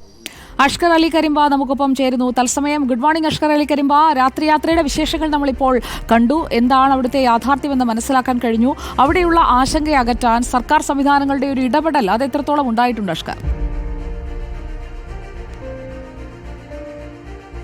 സുജയ, അന്ന് അവിടെ കാട്ടാന കിണറ്റിൽ വീണ് അതിനെ കരകയറ്റിയതിനു ശേഷം അവിടെ കോടമ്പുഴ സ്റ്റേഷനിലുള്ള ഉദ്യോഗസ്ഥർ, ഫോറസ്റ്റ് ഉദ്യോഗസ്ഥർ സ്ഥിരമായി അവിടെ സന്ദർശിക്കുകയും അത്തരത്തിൽ കാട്ടാനകൾ ഇറങ്ങുമ്പോൾ അതിനെ തിരുത്താനുള്ള ശ്രമങ്ങൾ നടത്തുകയും ചെയ്യുന്നുണ്ട് എന്നുള്ളത് യാഥാർത്ഥ്യമാണ്. പക്ഷേ അത് പോരാ അവിടെയുള്ള പ്രശ്നങ്ങൾ പരിഹരിക്കപ്പെടാൻ എന്നുള്ളതാണ് പ്രധാനപ്പെട്ട കാര്യം. കാരണം അന്ന് കയറ്റിവിട്ട അതേ കാട്ടാനടക്കം നിരവധി കാട്ടാനകൾ എത്തിയാണ് തുടർന്നും അവിടെ വ്യാപകമായി കൃഷി നശിപ്പിച്ചത്. ഒരു ദിവസം അവിടെ നേരം പുലരുമ്പോൾ അവിടെയുള്ള ആളുകൾ കാണുന്നത് പ്രദേശത്ത് വ്യാപകമായി ഏക്കർ കണക്കിന് തോട്ടങ്ങളടക്കം തെങ്ങും കവുങ്ങും വാഴയുമടക്കം വ്യാപകമായി നശിപ്പിച്ച് അതെല്ലാം തന്നെ റോഡുകളിലേക്ക് വലിച്ചിട്ടൊരവസ്ഥയായിരുന്നു. അത്രത്തോളം വ്യാപകമായ കൃഷിനാശം അവിടെ തുടർന്നുകൊണ്ടേയിരിക്കുന്നു. ഒരു 400 റബ്ബറുള്ള ഒരു കർഷകൻ അയാളുടെ 300 റബ്ബറും ഈ കാട്ടാൻ നശിപ്പിക്കുക, അവസാനം ജീവനോപാധി നഷ്ടപ്പെട്ട ആ തോട്ടത്തിലേക്ക് പോലും പോകാൻ കഴിയാത്ത അവസ്ഥ. രാത്രി ആയിക്കഴിഞ്ഞാൽ 7 മണിക്ക് ശേഷം ഒരു മനുഷ്യന് പോലും സ്വന്തം വീട്ടിൽ നിന്ന് പുറത്തിറങ്ങാൻ കഴിയാത്ത അവസ്ഥ. ഇപ്പോൾ സ്ത്രീകൾക്കാണെങ്കിലും കുട്ടികൾക്കാണെങ്കിൽ പോലും വീടിനകത്ത് പോലും ഭീതിയില്ലാതെ കിടന്നുറങ്ങാൻ പോലും കഴിയാത്ത അവസ്ഥ. അത്രയും ഒരു ദുരന്ത സാഹചര്യം എന്ന് തന്നെ പറയേണ്ടി വരും. കാരണം രാവിലെ ടാപ്പിംഗ് തൊഴിലാളികളായിട്ടുള്ള നിരവധി മനുഷ്യർ അവിടെ ഉണ്ടായിരുന്നു. 100-ലധികം ആളുകൾ അത്തരത്തിൽ ടാപ്പിംഗ് തൊഴിലാളികളായി ജോലി നോക്കി ജീവിച്ചിരുന്നവരാണ്. പക്ഷേ അവർക്കൊന്നും രാവിലെ 7 മണി 7:30 കഴിയാതെ വീട്ടിൽ നിന്ന് പുറത്തു പോലും ഇറങ്ങാൻ കഴിയാത്ത അവസ്ഥയാണ്.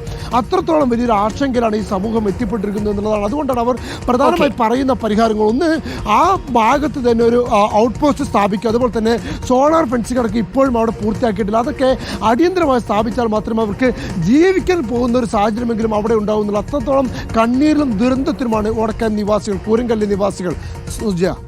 ഓക്കെ, അഷ്കർ അലി കരിമ്പയാണ് വിവരങ്ങളുമായി നമുക്കൊപ്പം ചേർന്നത്. രാത്രിയെന്നോ പകലെന്നോ ഇല്ലാതെ കാട്ടാന ഭീതിയിലാണ് കാലടി പ്ലാന്റേഷനിലെ തൊഴിലാളികൾ. കല്ലാള എസ്റ്റേറ്റിൽ ഇന്നും കാട്ടാന ഇറങ്ങി. തൊഴിലാളികൾ താമസിക്കുന്ന ലയങ്ങൾക്ക് മീറ്ററുകൾക്കപ്പുറത്താണ് കാട്ടാന എത്തിയത്. സൈഫുനിസ അലിയാറിന്റെ റിപ്പോർട്ട്. ഞാൻ നിൽക്കുന്നത് ഒരു കാട്ടാനയുടെ തൊട്ടരികിലാണ്. എനിക്ക് മീറ്ററുകൾ മാത്രം അപ്പുറത്താണ് ഒരു കാട്ടാന ഇവിടെ വന്ന് പന, അതായത് എണ്ണപ്പന മറിച്ചിട്ട് പനയോല തിന്നുന്ന കാഴ്ചയാണ് നമ്മൾ കാണുന്നത്. തൊട്ടടുത്താണ് ഈ നിൽക്കുന്നത്. ഇതിപ്പോൾ പകൽ സമയമാണ്.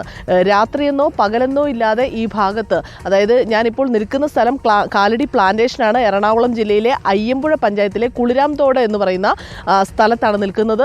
ഇവിടെ തൊട്ടടുത്ത് തന്നെ, ഈ ആന നിൽക്കുന്നതിന് തൊട്ടടുത്ത് തന്നെ ലയങ്ങളാണ്, ഈ തൊഴിലാളികൾ താമസിക്കുന്ന ലയങ്ങളാണ്. അവിടെ സ്ത്രീകൾ രാവിലെ വീട്ടുജോലികൾ ചെയ്യുന്നുണ്ട്, മറ്റു കാര്യങ്ങൾ ചെയ്യുന്നുണ്ട്.